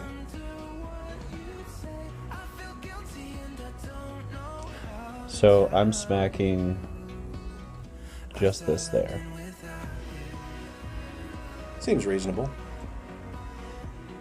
Yeah. We've got it. They've got Hive, so we've got to keep a certain amount back. Yeah. Got to be careful about that life total. Anvil, sure. Isn't that only on their turn? It only gives them a creature on their turn, but they can still deal damage to us, right? Sure. Which puts us pretty close to within range of dead. So I'm going to go Trespasser and Tenacious here, I think. I think we want the life from Trespasser. I think... Let's look at the math here. They can 1, 2, connive 3, for 4, 5. Yeah, we better... 6. Yeah. We better gain that life. Gotta do this to stay alive. And this will also give us some better math as the turns go on. And then this is for pressure. Yes. Because now we This is so that the crackback is horrifying. Because the creatures are now enormous. Yeah. And we can And blitz. opponent needs to be able to pretty much kill us if they're going to attack. Otherwise, the shields are going to be down hard. That is just enough that I think it kills us. Let's do the math. Maybe do it all right. 1, 2, 3, 4, 5, 6, 7. If they do everything correctly and they get to connive and toss 0 lands, they kill us. Which puts us into game 3. Okay. That's if what they can thread that needle, they deserve it. Yeah. Because if they can't thread that needle, we're probably about to win. Yeah. Yeah, I think we have it on the crackback. Otherwise, because that's 3, 6, 9, 15. Let's see. See how much life they're about to gain? Maybe 4. 14. 20. We're doing over 20 points of damage on the crackback, and they're only going to be able to block a few of these things. Oh, they didn't. They did it wrong. They may still have it if they have like Obnixilis or something weird, but that's what it's going to take at this point. Okay. Obnixilis, I don't think that would do that here, because we can just discard to it. Right. Okay. So, I mean, we're swinging for the win if we can. What I really want is some kind of, like a Meathook would be awesome, because I could just Meathook for one and then kill him. Yeah. Shadow's Verdict. What? Interesting choice. Wow. Interesting choice. Okay. We can still dump a wedding announcement. I guess we are at really low life, and they have Oni Cold Anvil, which is... And they have a hive. Do we have the mana to deploy... We can get Sorin out, but that's not enough. enough. It won't block the hive, but we can... Boom, boom, but then Yep. they still have Anvil into Epicure for 2 points. Right there. Well done, opponent. Well done. Yeah. Did not see Shadow's Verdict coming Well out. done. Shadow's Verdict was the surprise. Does that clear off planeswalkers too at that CMC, or just creatures? Yeah, walkers. Very nice. Very nice. Gets all the Kaitos, graveyards, all this. That's a smart card. Okay, so based on the fact that we're seeing that, what are we thinking for this game? They're low to the ground. They're an Anvil deck. Okay, so I think we bring in the Rays to get the Valky, because even if Valky turns into Raffine, Ray kills Raffine. We can do Vanishing Verse, right? Until they flip it. Like, if we draw it too late, we're boned. Well, if they flip it and they swing it, it gets past that anyway. But that buys us a little more time. And it's lower mana. But this can clear up all their tokens. I think they just beat us because they had Raffine, though. Yeah, I mean, they definitely won on the back of Raffine with Valky. And I think, well, then we could do Portable Hole. That might make more sense. But when it turns into Raffine, I think it turns into Raffine's mana cost. Same issue as Ray, then, essentially.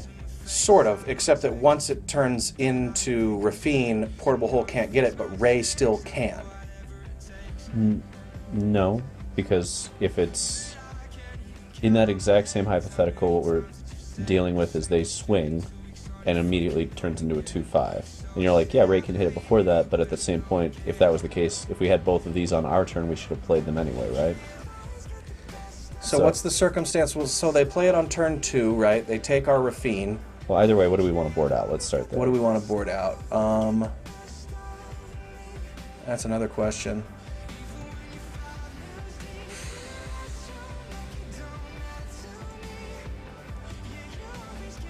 I wasn't stoked on the Luminarch Aspirants.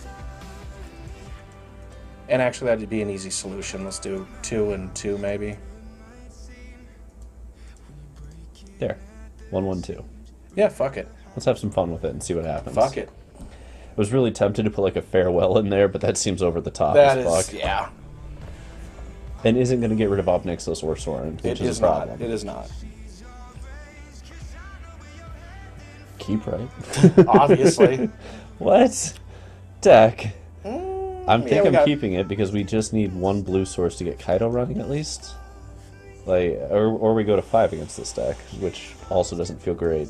I don't know. Here's my fear is that they just solo us with Valky again with a hand like this. Well, we can dump back the Kaito, and then we have that with any planes. Fuck it. I don't know, like going to 5 feels real bad on the play. This at least has. It does. potential. Although we are good at unmulliganing ourselves. But on the play with Tenacious Underdog, maybe we can create some pressure, just draw a land. Maybe we'll just get there. I feel pretty good about it. I think we're going to draw a blue-white deserted beach. And we have the answer for Valkyrie. Yeah, that assuages our worst fears. Alright, can we get an island plane? Can we just deserted beach? Just give us blue mana. Deserted beach off the top. Blue mana, blue mana, blue mana. No whammy, no whammy. Killing that Valky. Fucking doing it, though. Watching like Dark Ritual, Duress Valky. Well, they got the duress right, at least. There goes Kaito. And they're sitting there like, what are you going to do now, punk? Yeah, we'll draw white mana, I guess. And then a blue mana. Yeah. And then cast a Raffine. Tenacious Underdog gets there or we die. Well, that's a good start. That's everything. That's a good start. On the Tenacious Underdog gets there or we die plan, and I am here for it. Let's go. Let's fucking go. Tenacious Underdog gets there. We're in it. We need one more source for Raffine to get rolling here. Such pretty art. Yay. Okay, Blood Tithe, sure. Okay. Whatever. Tithing the We do not fear your Blood Tide harvesters. Man, those Vanishing Verses. And the race. We need Portable Holes 2 of here. That was the play. Perhaps. Oh well. This is also just a super awkward hand that we're trying to deal with. Draw all the removal that we're talking about how awkward it is, and we might need it in this circumstance or that. And none of the land. That would unmulligan us with Raffine potentially. Very quick. At least if Raffine cracks, we can dump all that removal. My guess is they boarded in Ray of Enfeeblements. Probably. How do you not have it at this point in this format, you know? Like, you have to assume you're playing Esper Mid 2 out of 3 rounds. I don't know. It everywhere. We've seen, well, yeah, literally 2 out of 3 here. Okay. That's good. Yeah, I will Ray of Enfeeble a Devil and smack. That's what's going to happen. Yeah. Don't you think I'm going to let it go? Because I won't. Derp derp. You don't get to gain life. That's not how this works. That devil is weak. Okay. Land. Or Kaito. Land. Land or Kaito. Or land or Kaito. Decline. We've got life to play with. We don't have cards. Okay, so we can... Yeah. Alright. Let's get to it. Let's get down to business. So, how much is on the copy? 4? Perfect. Get the copy. Yeah, get the copy.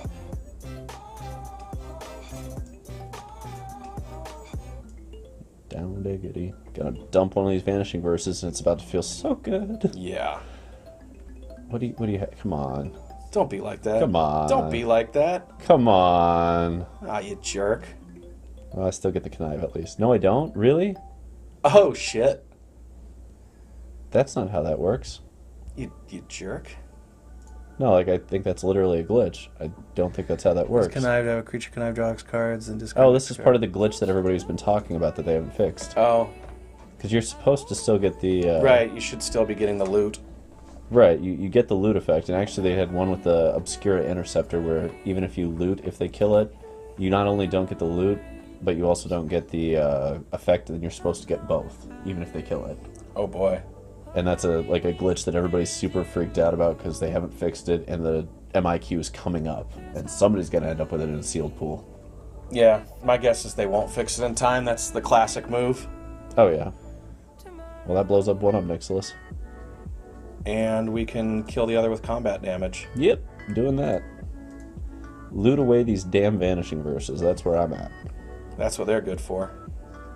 Still doing that, yep. Oh, absolutely. Let's kill you. I'm gonna fucking kill you too. And actually, do we want Kaito back? Because this will bring back Kaito. No, we probably have to get rid of We're at 10. We gotta shut this shit down.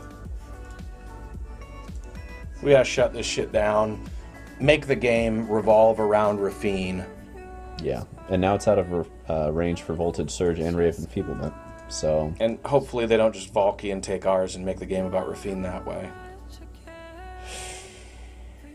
That's actually a good reason to connive it away. Yeah, that might happen. And that way also our other Obscura charm could get it back if we totally need it. They might just get us on the back of Anvils. Perhaps. That is a lot of pressure. Christ, that's a lot of pressure. Like, we're dead next turn with Hive, plus the Anvils. So we have to keep Vanishing Verse for the Hive. And they didn't even draw green. I haven't seen what the green is for yet. Riveter's Charm. That's it, right? That's it? I think that's it. It's an interesting... I guess that's kind of a free splash here. Yeah. I wonder if there's something else on the sideboard that's green. Okay. I don't think we can blitz the Tenacious. Oh, I bet it's that 7 mana disenchant, or the 7 damage disenchant thing. Hmm.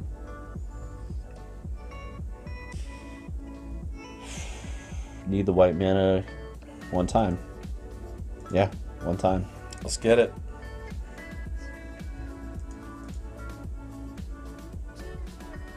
Man. Hey. Except we can only play one spell now. And it's none of these that we want. So we can portable hold the token, but then they still win on the back of Hive. And if we don't get the Hive, they win on the back of Oni Cult. I think we're down to 1 life if we go that route, though. Okay. So we're doing that, but then they still have these. I don't think there's a way through. Opponent makes mistakes. Well, do we still have meat hooks? We still have meat hooks. Yeah. We're playing for the hook. Playing for the hook, which makes killing the Hive all the more appealing. Right. We have to hope they go for Hive, and then we verse it. They smack, put us to 1. We meat hook, get everything back to a degree. I am viewing Vanishing Verse with tremendous skepticism right now in this format. This does not feel like where we want to be positioned in this format. It's definitely not as good as it was a month ago. Yeah, I think that's something that we're going to have to shift. Okay, so 1, 2, 3, 4, 5, 6, 7. Yeah, whatever. Don't have anything is where we're at. Yeah, this Jund deck does such a good job of grinding. I mean, to be fair, most awkward hand ever, but... That's going to happen, though. We're 3-color, yeah, greedy mana base. very greedy to have 2 mono black sources in a deck that wants to hit double white and 3 color. Yeah, we should probably take a look at the mana base. I don't think we need Takenuma. I agree. I like the Hive. Like, don't get me wrong. Hive is amazing. Takanuma's pretty good. Takenuma's pretty good, and I like it typically, but I don't think it belongs at this point. We need double white. We need double black. We need, Esper mana on turn 3 as often as possible. Yeah. And we have such tremendous card advantage baked into what we're doing. Consistency is what will make this deck better. Yeah. Let's see. Do we have ways through? So we can portable hole out the vampire. We need to just top deck a meat hook. And we need to connive away. So if we connive away wedding announcement, can we meat hook and still get there? If we connive away... So we portable hole out this, kill the Sorin, connive away one of these 2 and get a meat hook off the top. We can blow everything with meat hook. And then it's us versus Anvils, that and that, which we can keep wandering up her back. Wedding announcement's not going to do enough. So yeah, I think it's this so that we make sure Sorin dies. It's kind of wild that we have a shot still, honestly. But we do technically have a shot, strictly because meat hook's that good. Saying there's a chance. It's a really bad one, but we're going for it. All right, Raffine. You're not meat hook. Or white mana. Right? All the awkward. Yeah, we didn't pick it up here. Yeah. Opponent has this one. Okay, so let's take a look at this. Let's take a look. Let's take a look indeed. There are places to go with this. We learned some lessons today. 1, Angels is the best deck in Standard. Not even close. Not even close. Definitely. And by Angels, I mean Demon Sphinxes. Okay. Vanishing Verse. Not where I want to be. Mana. can be fixed a little bit. Wow, that Let's is drop that sideboard down so we can see it. 4. 4. That's so much. Yeah. I want more pathways at a minimum. This can turn into a black-white pathway immediately. Are we maxed out? We're not. Like the desert, beach, all that stuff. We should have a ton of those. Fuck the pathways. Well, we got to be careful of making early drops, so I can do this for a pathway easy, because that's just strictly a better scenario. And then we can get into... We have 1 desert beach? Okay, so Takenuma, no need.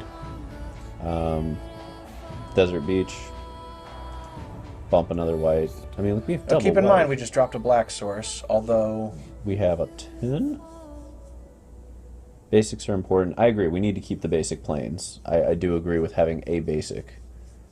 Field of Ruin, yeah. It might be that the Hive of the Eye Tyrants have to go because we have so many mana requirements. Or at least one of them might have to go. We could peel 1. And, okay, Johto, are we talking like Field of Ruins is around getting blown off colors with the current list, FYI? Okay, so we need, perhaps we need 1 of each basic because there is that stupid Izzet deck running around wrecking everyone's day. Yeah, mana is very important. So I'm fine with mana is dumping paramount here. a basic of each and saying that... Basic of each, and then let's build the best mana base we can around that. Yeah. Yeah. Like, there's still going to be... Manlands are everywhere. That's fine. Like, we just gotta build it around this. So... Mana of... Okay, that's a basic of each. If we're gonna have a plains, let's have a good plains. Come on now. Oh, shit. Yeah. Come on now. Let's get some spice in here. I agree. Up above. Get that style. That style. There it is. Okay. Let's look at that deck now. So we need to cut a land. It's probably gonna end up being... Let's start with the Seat of the Empire. Seat of the Empire, what? The Iganjo. Oh, Iganjo, okay. Yeah. And let's check our sources. So we've got, starting with Raffine's Tower, 4, and I'm going to start counting black, 5, 6, 7, 8, 9, 10, 11, 15, 16, 17, we're covered. Blue... That gets us 6, 9. 16. 16 blue. Not bad. And white, where are we at for white? That's the most important one. So we've got 4 plus 10, that's 14, plus 2 is 16, 17. So 16, 17, 17. Okay. That seems reasonable. No, we ought to have like 18 white. So we need another white here. And that's probably going to be the answer, go down to 16. I think so. Or I guess we could just go... Are we maxed out on white-black? We could just do that. I'm into that. I'm definitely into that. And now we're at 18, 17, 16. Yep, that's... Because blue's the lightest splash. But I do... If Field of Ruins running around, we need to be able to make sure they can't bounce us off mana. Yep. That's a huge issue. That's been what makes or breaks this. I don't know about that Emeria's Call either. Yeah, that seems greedy as fuck. I would rather play a creature land over Emeria's Call. Yeah, I'm with you. And that, I wasn't even counting that as a white source, so I guess that was an additional white. We could just run an Iganjo, I guess. Or we could run 1 more basic on the basis of Field of Ruin and that Izzet deck. How many total lands do we have right now? Right now we have 24? 25. So this would put us up to 26. 25. I mean, if Izzet LD is going to be around, I think we might need 4 basics because that deck is all about doing that. Then I think the second basic is a plains. Yep. Because that's our most important double cast. The only double black is for Meathook or bringing back the Underdog. And, well, okay. And Lolth, so... Yeah. Mana base continues to be... All right, so can we cut a duel for another swamp then? Which duel are we thinking? How many blue sources do we have? 16. We don't need that many. We need 15. Yeah, we can cut a blue source. We need like 13. Yeah. Well, I want at least 14 in this list, but yeah, we're at 16, we can cut at least 1. We can cut at least 1. So we can push out... You want another what, black source? I want another swamp. You want another swamp. I want another swamp so that, what is it, Field of Ruin cannot put us off our double colors. Okay.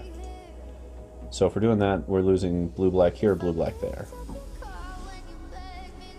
My guess is it's the pathway? I think so, too.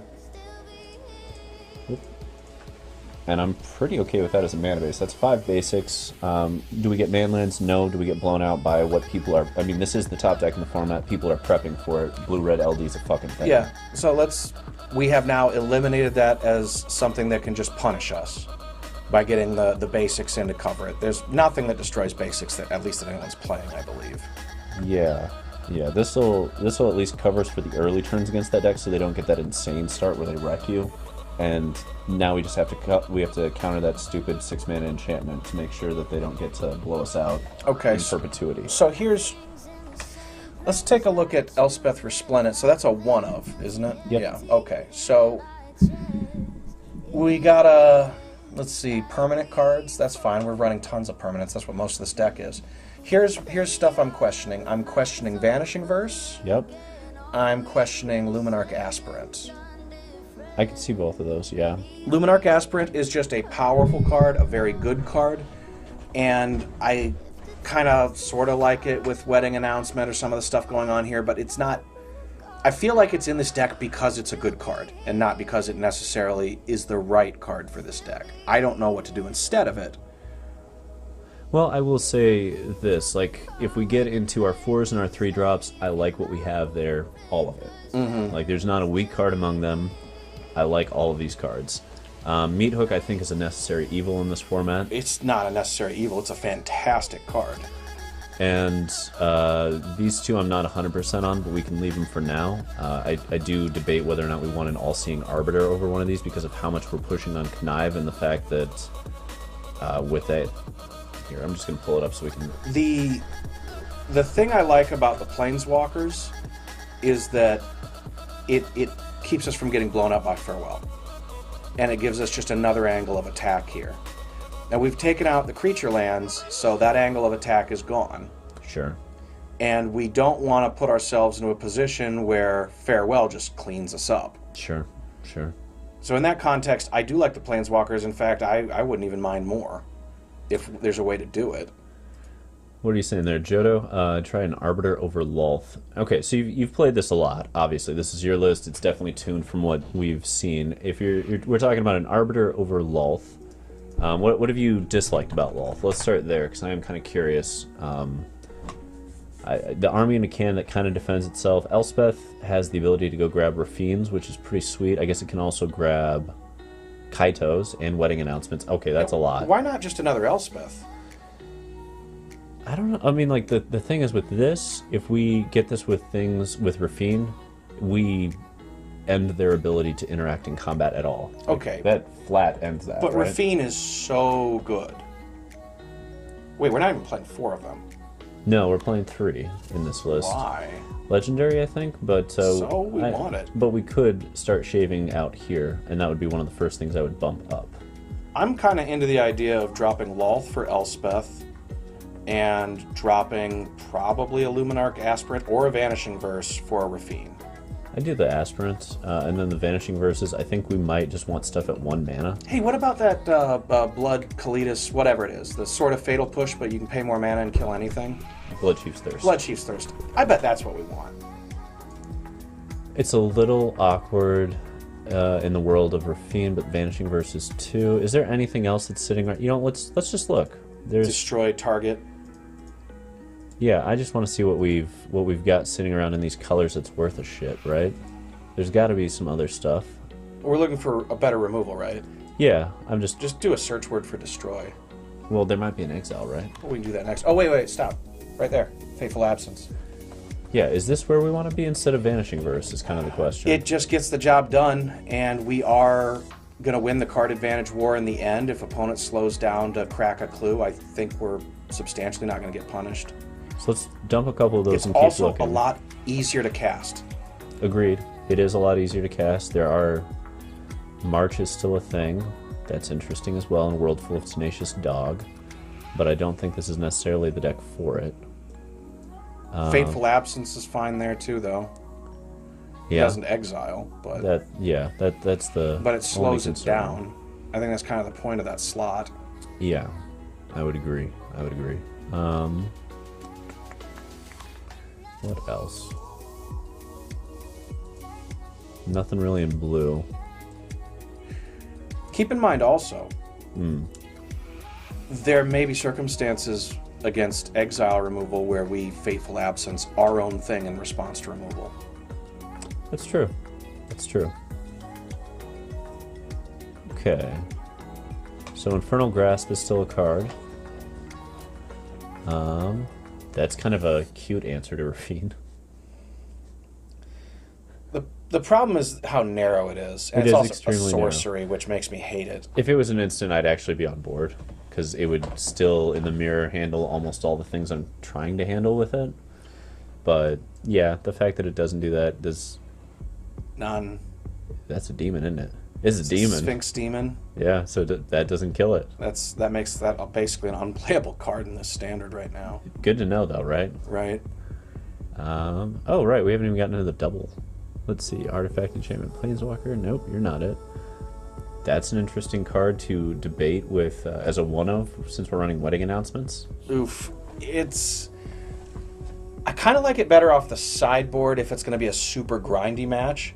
But if it's, like we're on the draw and our opponent's doing something kind of aggressive, we're going to be upset to have that. Although we can get away with that given the Raffines and the Conniving. Raffines and the Conniving. Right. Yeah. We can connive it away and actually get flashback value later. And we can Kaito it away. Okay, so I'm kind of into it. Right? Like that might be... I like it better than Vanishing Verse in that context, but I kind of like it more as a one-of. So we could do it like that, and we still have one slot, which could go back to make sure we have a very aggressive start here. Yeah, the aggressive potential. I like that quite a bit. And that's... I mean, we're light, technically, on removal, but we also still have the Obscura Charms, which I like. And I would fit more in, but we are heavy on this already. We're at 14. Well, then maybe what we do is we cut one of the charms, and we play another Fateful Absence. Just move it down the curve. Or maybe we cut the charms completely. That's such a good card. That's hard to say no to at least a one-of. I could see doing that so that we have some more stuff, because this... Do less damage to our curve. Right. I mean, this is not a 2-drop either, though. And that's kind of the problem. It is not. I'm actually in favor of maybe having the Obscura Charm on the sideboard so that we just don't, we reduce our stumble game one. Our stumble has been the thing defeating us the most. Right. And that way we just crank it up to, 4 of those. Yeah. And if we don't want it, we can always connive it. But that just kills what needs to die. Okay, so here's the question, though. Vanishing Verse is our most efficient answer to Tenacious on the other end. So do we want one Vanishing Verse instead of the 4th one? No, because Tenacious isn't... Don't we board that out in the mirror match? Isn't that exactly the problem, is that we can kind of clog up the board with wedding announcements, and the coming back for 4 mana is only really good if you have nothing else to do? Do we want to shift Raffine one copy out for 1 charm? No way. Okay. We want to hit that on turn 3 every time, don't we?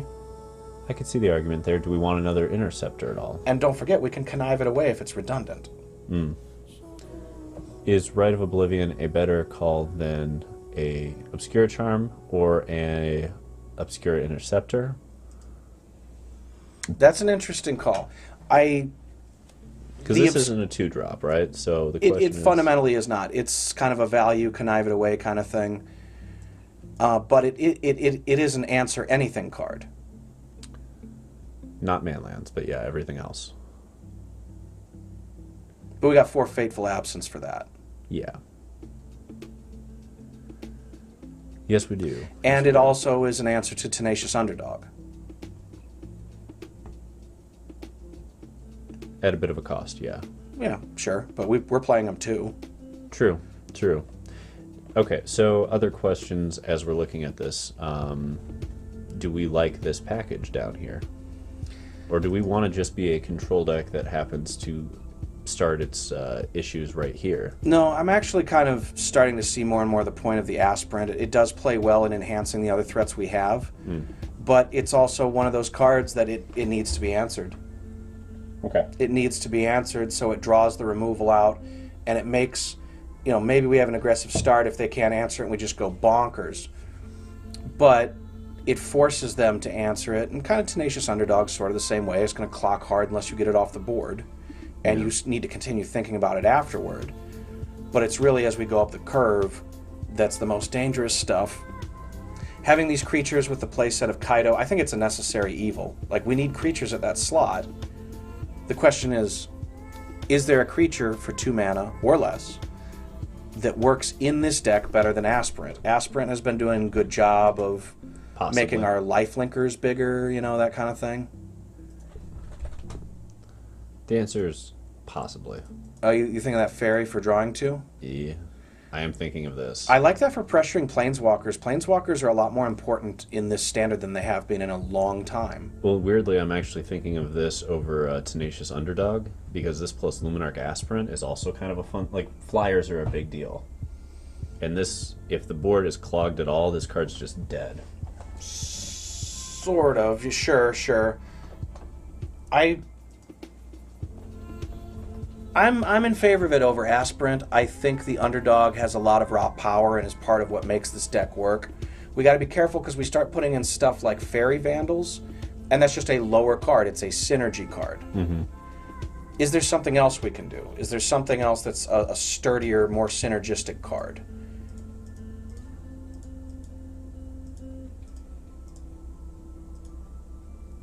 Let's see. Lion Sash? Lol. No. Don't think there's anything in white. Let's check blue. Interesting. We're not double spelling often with this deck. No, I was more thinking of potentially an entirely different deck where you can have Ledger Shredder and the Fairy Vandal in the same deck. What about Suspicious Stowaway? Can't be blocked. Is going to have that draw discard and eventually just start drawing cards. Seems strictly worse than Aspirant, frankly. Aspirant applies a lot more pressure. As much as I like the idea of this, that has to be killed. This can be ignored to a degree. As long as you keep making draws. Fair. Now, this is also an interesting one for me. That is. Actually, that is. I like the value of it. Right, like the 2-for-1 side of this, the ability to just 1 mana hold something. them out. That is something that if you're trying to get up the curve with Planeswalkers or something like that, it's got to be answered. I kind of like having access to a swinging counterspell here. Right. And what if it blocks? They can't counter our creatures, or they can't counter anything on the flip side. What's the other side of it? Non-creatures you control can't be countered. Okay, so they couldn't counter our Planeswalkers. Right. So walkers come or the through. Meathook. Mm-hmm. Or the removal. Yeah, all of that would come through. It also plays well with being connived away and giving us value from the bin. I will say this, though. If we are going on the Fateful Absence, what we're essentially saying is, 1, we can clock harder, and that's why we can do this. Because what we're doing is going to clock harder, and Luminarch directly supports that. That's a good point. That's a good point. This plays more of a long game, where we're trying to have the right answers in the right position. That's a good point. We should consider it for the sideboard, though. I agree. That's a very interesting card for the sideboard. And I'm less interested in playing Farewell on our sideboard. I really think the sideboard should be low curve cards here, because our upper curve is so powerful. Yeah. That I think what we want is like swapping out some low curve pieces to make sure that we interact with our opponents favorably early in the game, so that we can get to the late game and take over with our powerful Planeswalkers. 100% agree. We have a better late game. We just need to protect the early game and do it correctly with positioning. Because this late game plan is just lovely. Like, if Raffine sits, we win. Yeah. If any of these upper curve ones, like Wandering Emperors or Elspeth sit, we're going to win. And if we can keep Kaitos or Wedding Announcements, we're going to get there. Yeah, this deck is beautiful in that it can go really wide, it can build Baneslayers and go really tall, and it can do both of those things without committing a bunch of resources to the board. Right. Exactly. Menace and Lifelink, that's kind of an interesting way to try and build a Baneslayer with this deck, too. I don't know that that's correct, but it's interesting. What are you? Oh, that's the fixed Strix. I don't think it's good enough then. No, I'm not into it. Okay. It can be ignored until it can't be. Right.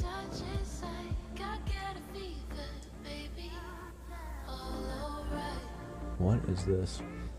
Can't be the target of spells or abilities. I mean, that turns off their hive, which is kind of cute, but I don't think it's good. No, I don't think so. I mean, the investigate thing's kind of neat with removal, but not good enough. And to disturb a 4 for that seems kind of... It's not mana efficient. It doesn't seem very good. Yeah, it's just it's not... okay. Okay, so we've What's reached... that Ludovic's thing there? Which one? Go back. This one right here? What the hell's that? I've never even read it. Enters the battlefield or attacks, mill a card, exile from the graveyard, transform, and then what the hell does it turn into? A 4/4. It's a copy of the creature, though, that it exiled. Okay, but it's a 4/4 legendary. And it gets 1/1 counters equal to the number of creature cards exiled with it. Okay. I don't know. I mean, it's cool. I would be into it if that wasn't the sorcery. The sorcery That's kills a bummer. it for me. That's you know? a bummer. Like, if I could do that on their end step and blow out their graveyard and then flip it, that would be fucking cool. So let's pop back to the main real quick. Yep. And then can we take a look at the cards we had up there? The Null Priest is the one I was kind of interested in. Let's see. Null Priest of Oblivion. I've seen this in a few lists. So this could be an interesting one over the Rite of Oblivion. Yeah. I sort of like the Rite of Oblivion as a just bail us out kind of thing. Yeah. But this can kind of do that too. It also has a fun clock with Luminarch Aspirant and with Connive. And the lifelink. Right, but the Menace also on top Yeah. of it. Like, that's... And it can get back Raffines. It can grab back. As a one of, I think I like that better than Rite of Oblivion, especially now that we've maxed out on Fateful Absence. Yeah. Yeah. I think that's where I'd push the main for the And then moment. we sort of kind of have a 6-drop. That's about where I'd push things. Like, this seems like a lot of... I like having the Hermits, by the way, because of that blue-red deck running around and being able to just be like, alright, here's a 2-1 you have to deal with before you get your giant fucking 6-mana enchantment that starts blowing up my whole board. You've got to get through that, and you've got to get it through this. Why not just play more Hermits over the Disdainful Stroke so we can keep that clock going? That's a good point. They do initiate quite the clock. Why don't we do that? And then, of course, they protect our Planeswalker plays later. Right. Hermit, where are you? You're right there. Okay. Derp derp. And this is a lot of very efficient creatures. What's Archon of Emeria even do? Keeps runes from going nuts. Okay, I get it. Yeah, That's- it's a specific thing. I get it. Yeah. So duress. I'm not into duress so much. What are we trying to duress? In the mirror, there's a lot of targets that we're just trying to hit at 1 mana. Is that even correct though? I mean, isn't Spell Pierce better? Because then they commit their whole turn to it. You know, they think they're going to blow us out with a Wandering Emperor or something like that, and we just go, no. This is a clunky up-the-curve deck. It gives us the possibility to just kind of time walk them for 1 mana. This does give us perfect information for a turn, though, too. I don't know. I'm back and forth. The fact that we have Hermits makes me feel better about this, because if we have Spell Pierce and Hermits, that's a lot of blue we're trying to hold up. And we're low on blue, whereas this will allow us to duress, dump a Hermit, and hold blue back. Is there something better than duress, though? Because my problem with duress is and always has been that when you're in these mid-range matches and it's a blank, it's horrible. I guess in a Connive deck, it's not that bad that way. That's where I'm at with it. I'm less Yeah, worried because okay, yeah, of we've got 10 loot effects. All right, yeah, the more I think about that, it makes sense. Without him, I agree with you, because it is a blank sometimes, and that is a fucking damning moment when it's a blank. Now, with the portable hole, why not play the Blood Chief whatever? I don't know. Because my concern is that this can get removed later with something, and then they get their thing back, and it's narrower than the Blood Chief's whatever. Blood Chief's Thirst? Well, is it even Blood Chief, or just dump 2 more Rays in and make sure that we're winning that war in the mirror? Keep in mind, we've changed our main deck removal. Right. Right. So we would now have 6 things to kill Raffine quickly. True. On curve. Do we want to make sure, though? I kind of like the idea of the flexibility of the Blood Chief's... Is it Blood Chief's Ascension or Thirst? Or Thirst. Thirst. Thirst, yeah. Because of the versatility it presents. Okay. Let's dump 2 in. Did I go buy it? I probably won't buy it. Yeah, there it is. There we are. Okay, let's push you in up there. And how do we feel about this? This is a much lower curve now. Yeah, that seems a lot more appealing. I'm not 100% on the Obscura charm yet, but I kind of like having one for the moment. It might end up being something else. Can we highlight that card again? Perhaps we consider it instead of one of those Rays of Enfeeblement, since we have so many low curve answers to Raffine at this point, and everything else. To push another Obscura in? Yeah. So that way we've got kind of a high value sideboard removal card that doesn't have to be removal. Okay, so we can... I'm gonna go this way.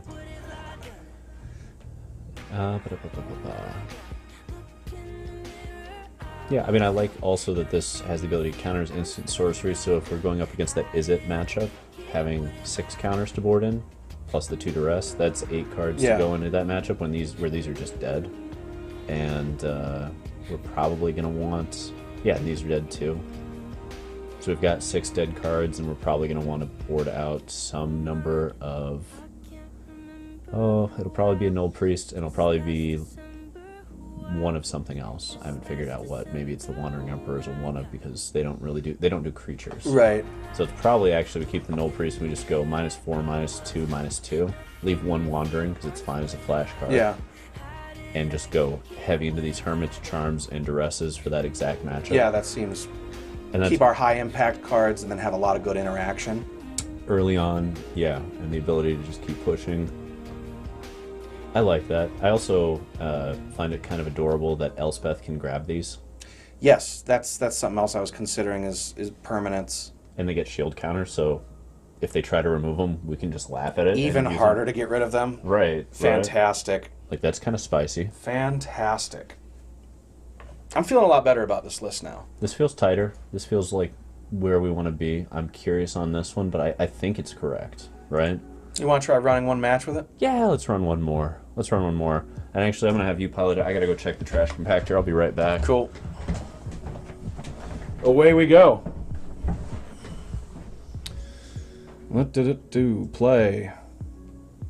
Yes. Off to the races.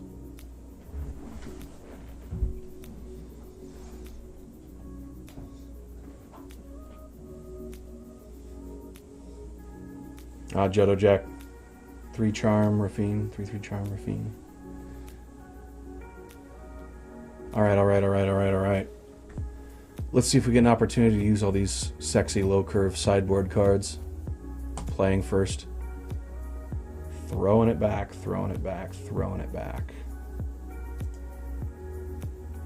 Oh, that's good. So we toss a tower.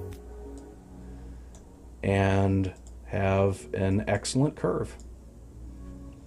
The question just becomes announcement or Kaito,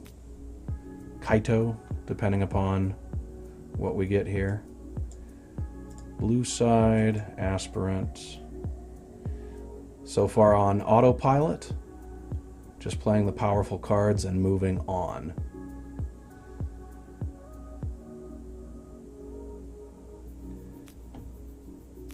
And another mirror match. So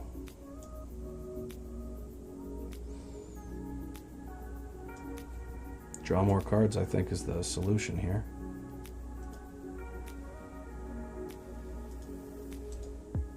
Have more cards than opponent.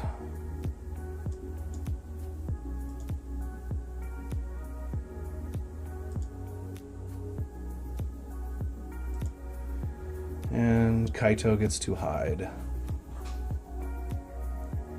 We're playing another mirror match.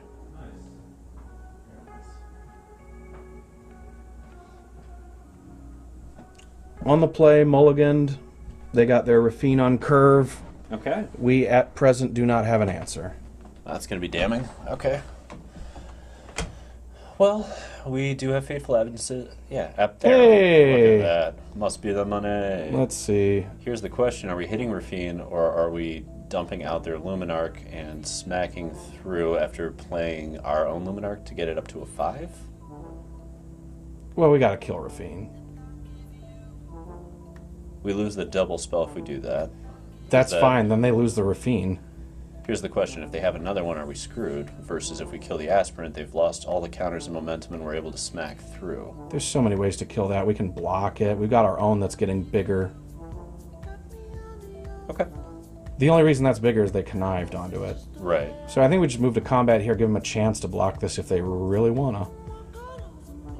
And otherwise, we just hit for 4, kill that, draw our Kaito card, and move on. Sure. Sure. And I'm waiting on the land drop until after we see the Kaito card. That makes sense, yeah. Okay, so... almost doesn't matter. I'll just drop this for white. Yeah. And then we will... where'd you go? Very glad to have this. Seems good. Seems very good. Boom. Goes that dynamite. So they can come back at Kaito, but...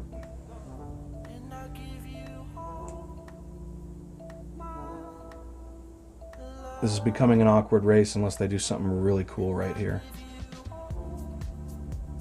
Wandering Emperor. Vanishing Verse. Vanishing Verse, okay. Okay. So on our turn, we get to go...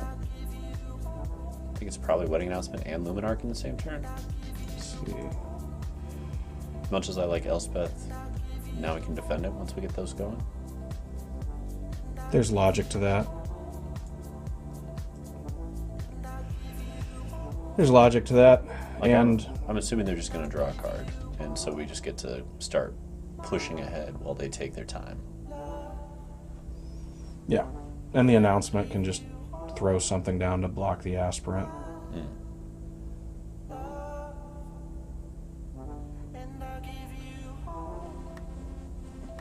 Although I am taking this hit for 6 and not worrying about it. At this point, yes. Yeah.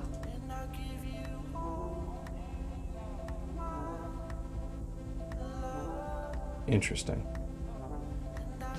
So they probably have a Wandering Emperor. Alright, well, let's give that Luminarch Aspirant some vigilance then. Right? Let's make it a nightmare to deal with. And then I don't think we're swinging both. No. Because we want the extra blocker too. And then we can keep Elspeth alive. Which feels pretty good. Giving things vigilance has never been so good. Right? In a world of emperors. Vigilance. If they have Vanishing Verse, they have Vanishing Verse. Hey, you know, but then Elspeth, nothing's safe on this board from that. Yeah, and we'll still keep Elspeth, which is where I want to be. Nice. Okay. Okay. They had I like nothing. where we're at. They have literally not. They had Wandering. Yeah. Whoopsie. How you like that? How you like that? Oh, they got the cool eye. Okay, so they can go after Elspeth with all their resources and then die to a crackback, basically? Oh, they have an Elspeth. Oh Okay. my. So that gets flying and they get to smash over. Okay. That's a thing. That's big. That's big. Went lifelink. Oh no, they win. They just hit us. Right? Because Wandering, if they wander plus... What? Where's the trample? Oh, okay, so... there's no trample here. There's no... Okay, fuck it, we just chop it. Right. They didn't give it the right counter. Why first strike? But so that... I mean, it's lethal next turn, so we need an answer right now. So we're minusing Elspeth. how is it lethal right next turn? We've got 10 blockers. life. Yeah, but it No. doesn't have trample. It'll have flying, though, because Elspeth, right? We can give something flying.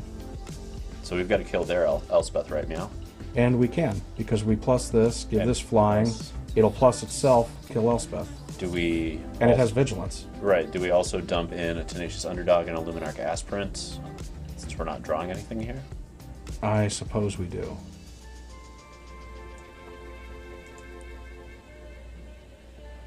As long as we can keep our Elspeth online, I feel pretty good about where we're at. And for those just joining us, we're rocking on an Esper Mid Mirror in Standard, and we have...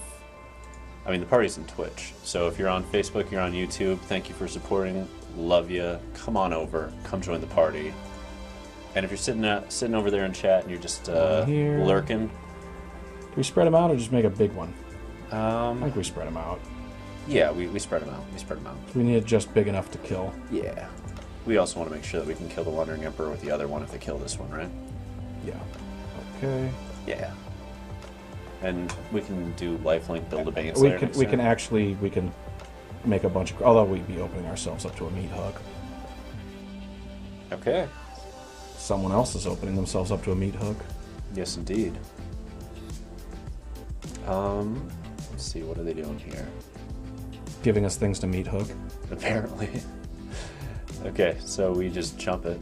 Right? Absolutely. And then we get everything out of Meathook range and kill them? No, they'll have No, lifelink. they're But gonna we get can, like 30 life. but we can blow out all their walkers, their whole board. That's the idea. Blow out the whole board, yeah. Or wait, can we ult Elspeth after our Meathook? Yeah, but then they could Meathook us back and have that enormous thing. Okay. So really we want lifelink with... We could lifelink, or we could give something else flying and kill both walkers. Except it's got to get through Menace Reach, right? The Oh, ult right, token. it's So got we reach. have to Meathook prior. Okay. So we have to do it for 2, which is going to kill one of our creatures. That's fine. Or do we use an aspirant to save this one? But then we'd have to go to combat, which means Meathook isn't hitting, which means they're blocking. Right, okay, I gotcha. So we Meathook for 2. Unless we Elspeth Plus on this. Oh, yeah, good point. Yeah, let's do that. And then we give it... Doesn't matter. Guess it doesn't. Lifelink, I guess. Or flying. Let's give it flying. Because we won't swing it necessarily. And we want to make sure if they drop another Elspeth, they don't kill us on the crackback. Fair enough. Alright, then we Meathook for 2. 2. Yep, Meathook for 2. And then 1, 2. we will kill their shit. Enjoy that, opponent. Oh, fuck. What? They're gonna get some more counters. Oh, but we got this enormous one. Yeah, that's killing the Walt. The other one's killing the Emperor, and we're getting 2 more Right. +1/+1 counters Right, momentarily. right. Next to combat. Okay, so gotta have one here. And how big's Lolth? Is that a 5. 5? Okay, so we're good. And where do we put the other one? Probably here. What's Tenacious at, and what's their Wandering Emperor at? I think their Wandering Emperor's at 2. Or do we have a timeout? I hope so. Good. Just 1. Yeah. Okay, Luminarch then. Yep. Luminarch. Yep, and let's So- Luminarch to kill one, Walt to kill the other, leave the last 2 back to make sure we don't die to a weird crackback. Mm-hmm. Because we're fine chumping Tenacious into Luminarch at this point, because we can blitz it every turn. Yes. Yeah, let's do that. And then play the Yes, Rafine's and Tower. we're about to have our lifelink stuff going crazy. This feels good. It's not like a for sure win, but it feels good. Having 2 Luminarchs and an Elspeth giving +1/+1 counters. Okay, so they're making sure it doesn't ult. That's what this play is. Okay. That's fine. This is exactly what... Wow. No, they're aiming for the face? What are you doing? Okay. So Tenacious blocks Luminarch and we move on. Actually, we can double block the hive right here. Then we lose Elspeth? No, we don't. We don't. 'Cause we Tenacious here, and then we put both of these here, Gotcha. right? And we're just trading this for that. Right. Why not? Okay. I'm good with that. And now they're short on land, too. Right. Much bigger deal. They can abyss us and gain a bunch of life, but eventually, I don't know, we'll draw something that kills that, I guess. What's the ult on Els? Minus, I think it's probably time. Does it even matter? I don't know. Like that goes... Oh, it does, because we can go wide with Raffine. Oh my god. And they don't have the ability to Meathook. I guess if they go land Meathook, they can. But that's their only way through on that? Yeah? We'd still have this. So I think we play Raffine, That's almost always correct. dump both counters onto the big Aspirant. So we're moving to combat. Yeah. And we just swing the Aspirant because we can trump the other one if they Meathook the whole board. Because they still won't get the Raffine, and Raffine's what I want. Yep, totally fine. And ult the Elspeth and force him to have everything, or else we're going to get Raffine conniving for a shitload. And no, Meathook doesn't work because we have Wedding Announcement. Mm-hmm. True. And now we can trade Angels for that, too. True. Although if they have Wandering Emperor, it's a little awkward. So we probably just chump it. Yep. Because otherwise we can lose all our Angels to 1 first strike. Yep. Yep. Which seems foolish. No point in being greedy. Yeah. We'll draw a Fateful Absence one of these connives. Probably on this next one, since we're going to connive 8 cards. Or 7 cards. Yeah, it's getting close to tutor for the deck. Tenacious Underdog. Sure. How many cards do we have left in our library? Okay. Vanishing Verse. 43 cards. Okay, so we're not losing to a connive. Okay, so we're plussing... For lifelink, I think. Yeah. Or is it Vigilance? To keep Wandering Emperor out. I think it's Vigilance. We're at 15 life, we're okay. Okay, then I think it's on this. Yeah.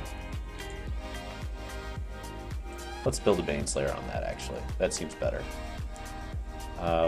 Swinging with... We can't do everything. No. But we can do Luminarch, that, and 2 Angels. Luminarch can... Well, any of these can block that, though. Do we want a Tenacious to draw 2 cards here and start using that ability? And we can do that, Raffine, Luminarch. Well, here's the problem. If we Tenacious, we go down to 13. That can pump, and I don't know, maybe they do something and solo us. Maybe they do like a... Oh, we're out of time. We don't have timeouts. Yeah, okay. So we're just going to attack. But leave 2 things back. Yep. Target that. We're going to attack with this, and leave back 2, leave back... 2. 2 is plenty. They'd have to have double Vanishing Verse. And we also have to have absolutely... Target an attacking creature. Because it has Vigilance, so now they have to have triple removal spell, which they don't have. Discard for... Discard all but Null Priest. Because we can use Null Priest to bring back the other thing. For... Boom. That seems pretty good. Null Priest seems real spicy here. Yeah. Not bad. Does it get back walkers, too? It does, I think. I don't know. Just creatures. That's fine. Bummer. We still have Luminarch sitting in our graveyard, and we have an Obscura Interceptor there, too. I think we just pass. Well, we could... Okay. So that if it's a Shadows Verdict, we can rebuild? Right, right. Look at how crazy the life total swings have been. Yeah, and that's with Seems them like... gaining 12 life a turn. Yeah, they were at like nearly 50 life or something. They're about to gain a lot more, I suppose. Yeah, we'll keep building them Baneslays. Yeah, that Raffine's about to get ridiculous. Already is kind of ridiculous. Alrighty. Jump and roll. This game is ridiculous. Part of me wanted to triple block that, but like, can't leave ourselves open to removal like that. No. Eventually we'll get a damn Fateful Absence, and this will be that. That'll be that. Because now we can give lifelink to Raffine. Yes. And there's the Wandering. Perfect. Okay. I'm just slamming that. Yeah. I don't even want to wait. I just want to do it right now. I'm so excited. Fuck your 13-13. Here we go. Get one time out of here. Goodbye. And now we can do lifelink and smack the whole damn team. Yes, we can. Which I very much love. You get lifelink. And one of these to Kaito. No, oh no, Kaito's Kaito's gone. Everything goes. Except for Luminarch probably stays back. Fair enough. Yeah, fuck it. And then... Yeah, let's do a shitload of damage. Make sure we kill him next turn. Target an attacking creature. Probably an Angel just to be careful in case they have something for Raffine. Alright. Sure. That's also just a shitload of pressure from an individual Angel as well. I'm dumping everything but the Wandering, probably. Just having one more of those. Yeah, I'm into that. I'm into that. Much as I love Null Priest, that Wandering seems spicy. Okay, opponent, do something really, really big. Basically, you need Farewell after somehow killing our walkers. I feel pretty good about that. So they're looting.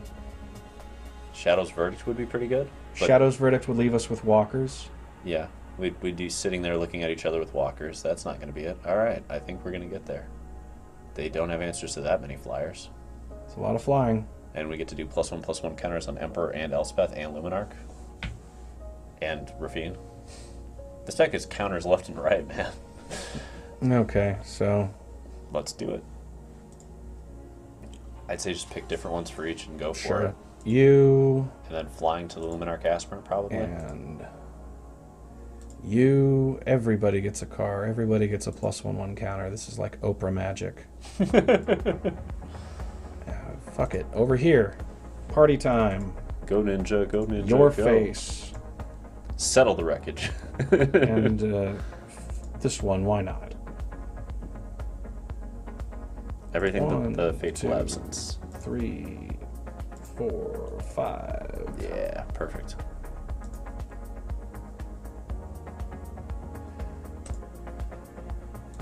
Game 1. How much damage is this? A lot. Wow. How much, if you don't mind, I'm going to check one piece here. Well, actually, you go ahead and check pieces, because I now hear the call of the trash compactor. All right, we're sitting at 17 minutes. All right, so we're low on time. We're going to have to play pretty quick on the next game. I'll shift over. All right. So we are rocking out against the mirror. Liking where all this is positioned. Where do we want to go? Tenacious, you're not great here. You're going out. What is coming in? Probably the Hermits. Seem like a great way to try and deal with some of this. Yeah, I want to try these at least. And I like Duress. I still got a different art. Drive me nuts. That's on me. That's on me. Meathooks don't seem amazing here. No Priest isn't really where I want to be on this. I think Graveyard Trespassers are definitely where I want to be. Those are some spice. And Obscura's not bad. Can we fit all of that in? And Ray. Okay, so we've got four more potentially to dump out to make Those this Wookiees work. will not stay out of the trash compactor. So here's what I've done. I've taken out the Underdogs, the Meathooks, and a Null Priest. Fair. And brought in Hermits, Duresses, and Rays. And then I want to try and find room for the Graveyard Trespassers and the Obscuras, but we got to dump out 4 more cards to make room, and I don't know if that's happening. I don't think so. So the question is, what should go? We've got 50 seconds. I say let's take out the Trespassers because the Underdogs aren't that important. And actually, I think we take out Duresses here. Okay, keep the Obscura Charms? Yep, just keep the action. Okay. Let's be Action Jackson on this one. Let's do it. We're at 17 minutes, and how much playtime we have left? They have 24, so we're going to go a little bit quicker on this game because we need to make sure Game 3 has a shot if we need to get there. Yeah, all 3 colors, we're good. Let's do it. That eased away. Hey, That's the kind of curve I like to be doing, got too. our Millennial Hermit right on curve. And depending on what they do, we may just get to roll this out and hold this up. Yep. They should have a wedding announcement here. Graveyard. Okay. That's some spice. I think... yeah. We're just going this route. Like, they do get the added benefit of if we counter something, they get to eat it.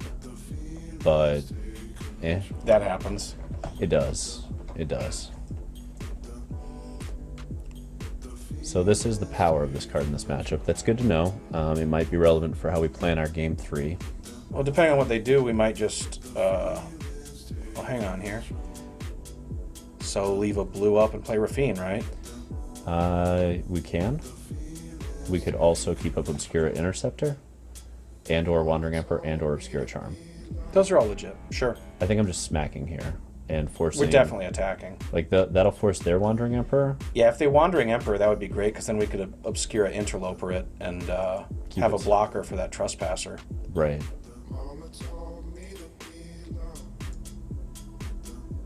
What you got? Okay. Let's see if you're doing this on end step. I like how much flash we have rolling here. That's a lot of strength. Even if they attack, we'll still let them hit us down. That's fine. We're not going to Wandering Emperor here. We want to keep up Interceptor if we can. And if they play nothing, we will Wandering Emperor on their end step, and then Raffine. Yep, legit. Let's get into that double spell life if we can. But this is definitely proving it could be worthwhile in Game 3. That is just so much power. Perhaps. In this context, it's pushing some damage right now. Mm-hmm. But it can get clogged up so easily. I'm dumping out on Elspeth. Or do we want to just make Samurai here? Let's make a Samurai. Okay. Let's make a samurai, because then we could just untap, make another one. Unless they have Vanishing Verse, but they'd still have to have it right And there. we could counter it. True. So I'm doing this again. Yeah. We could counter Vanishing Verse with our Obscura Charm. And then I think I'm doing Raffine and passing. Or am I holding up? No, I'm probably holding up because then I have Obscura and Malevolent, and we have blockers. So Yeah. now the impetus is on them to come up with an... Will we attack with the Hermit? No? No, I want to see if they're going to try and dump something. Fair enough. There should be a play here that they aim for. Okay. Fine. Yeah, we don't mess with that. You know, in a pinch, we could use the Obscura Charm to reanimate the Hermit and Mana Leak something. True. True. That is a fun... No, it's multicolored. Oh. Okay. Damn. Damn. Not Damn, quite that's what a play I wanted to make. Right. I was just like, wow, play it Elspeth. Come on, please. I really wanted this scenario where they swung, they target it, we bring it back in response to the target, and then it's just up. Okay. That's fine. Then we charm. Yeah. Yeah, that's fine. Oh, hang on, wait. Wait for it to put a counter on. Well, I figured we just charm here and then they can't swing. I mean, if they have any removal, it's a different story, or any counter is a different story. Right. But if I target this and then they have a counter, they can wait for me to discard and then counter it, Fair. Okay. which would be kind of a blowout.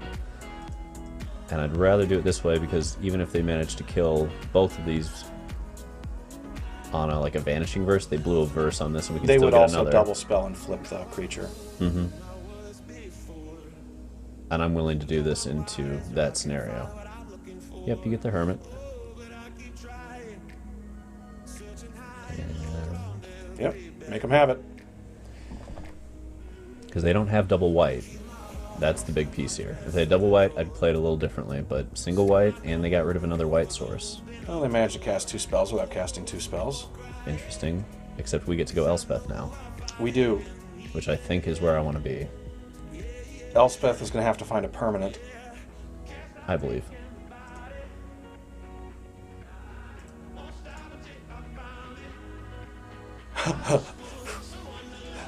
All right. Shield counter on All it too. right.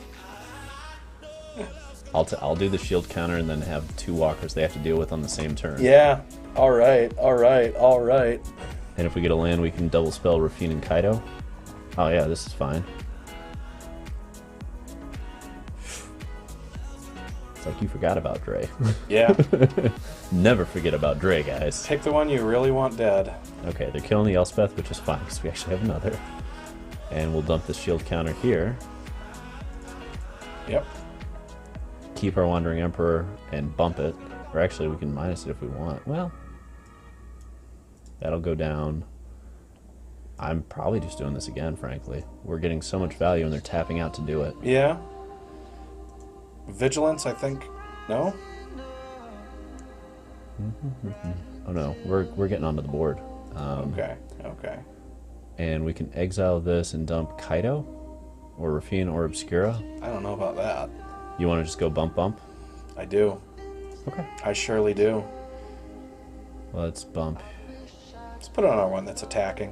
Well, I'm going to put it here because I'm going to put 2 more here, and it has a shield counter still. I see.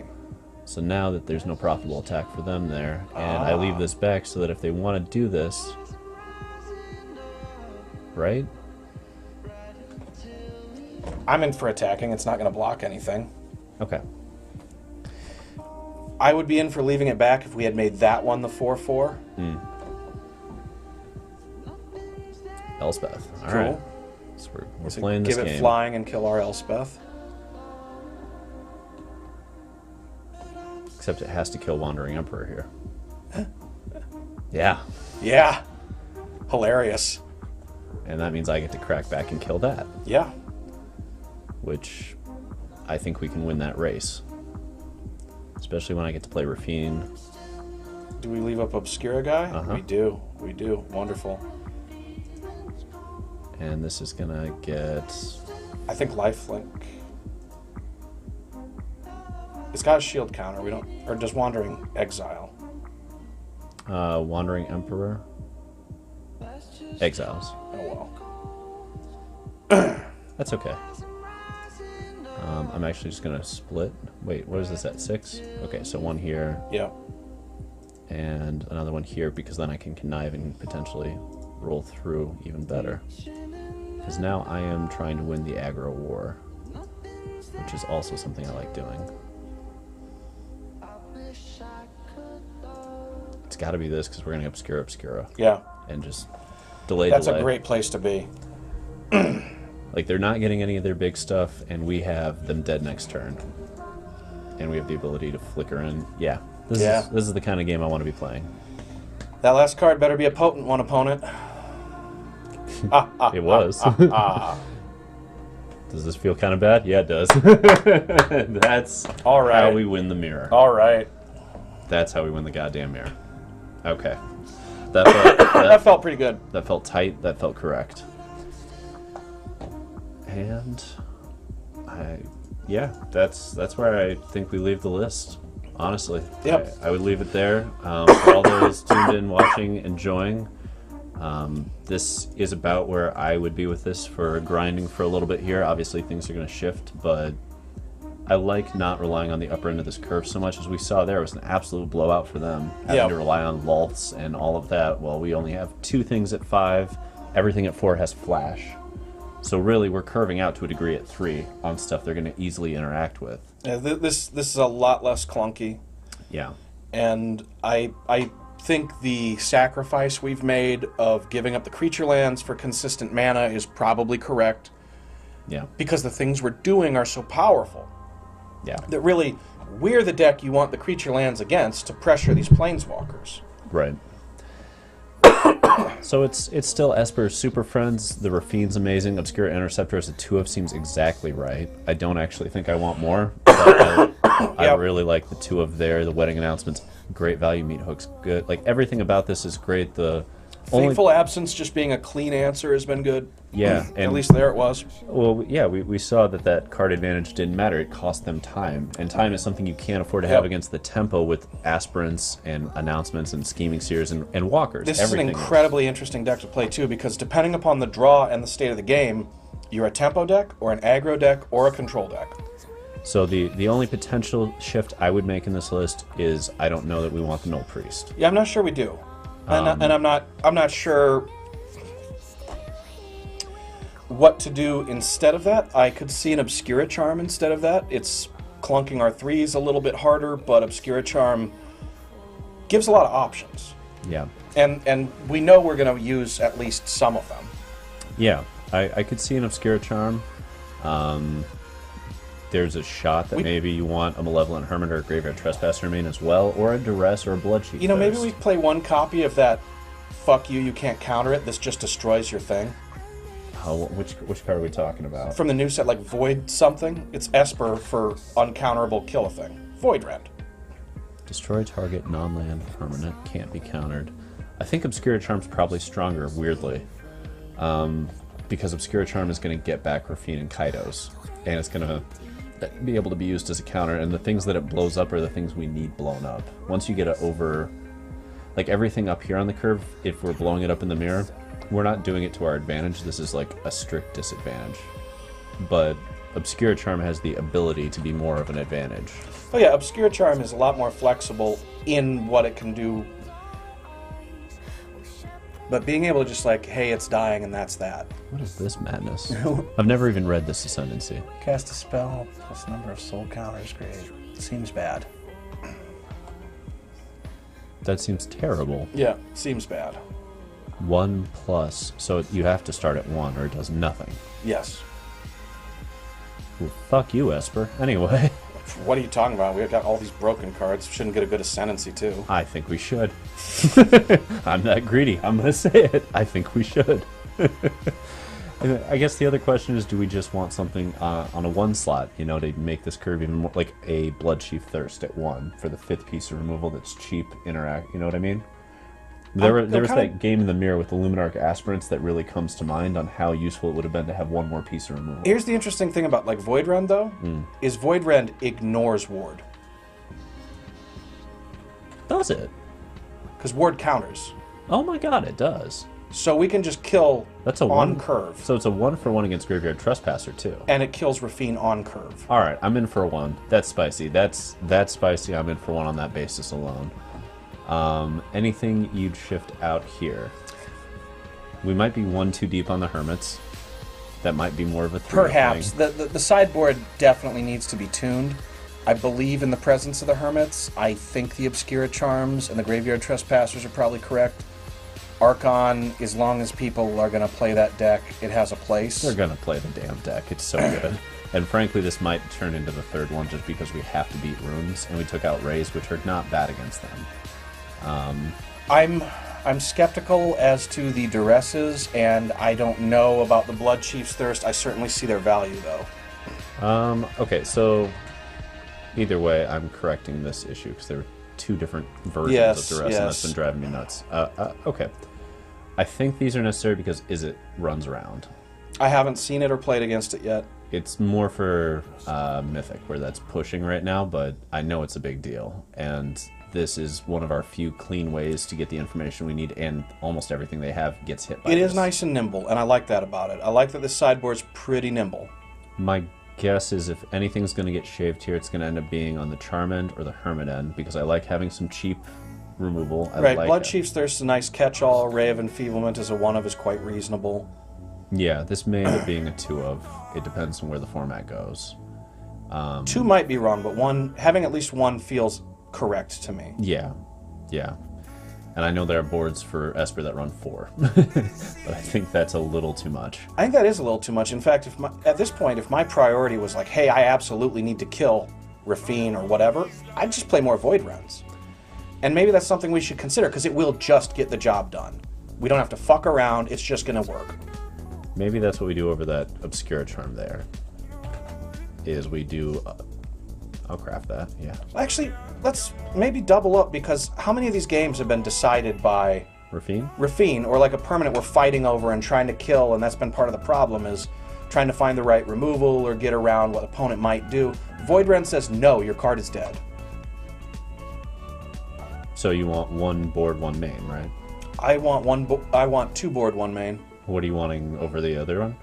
Maybe over the Obscura Charm, or maybe over one of those Blood Chief's Thirsts, or maybe over the Ray of Enfeeblement. I'll put one over a Blood Chief. Absolutely.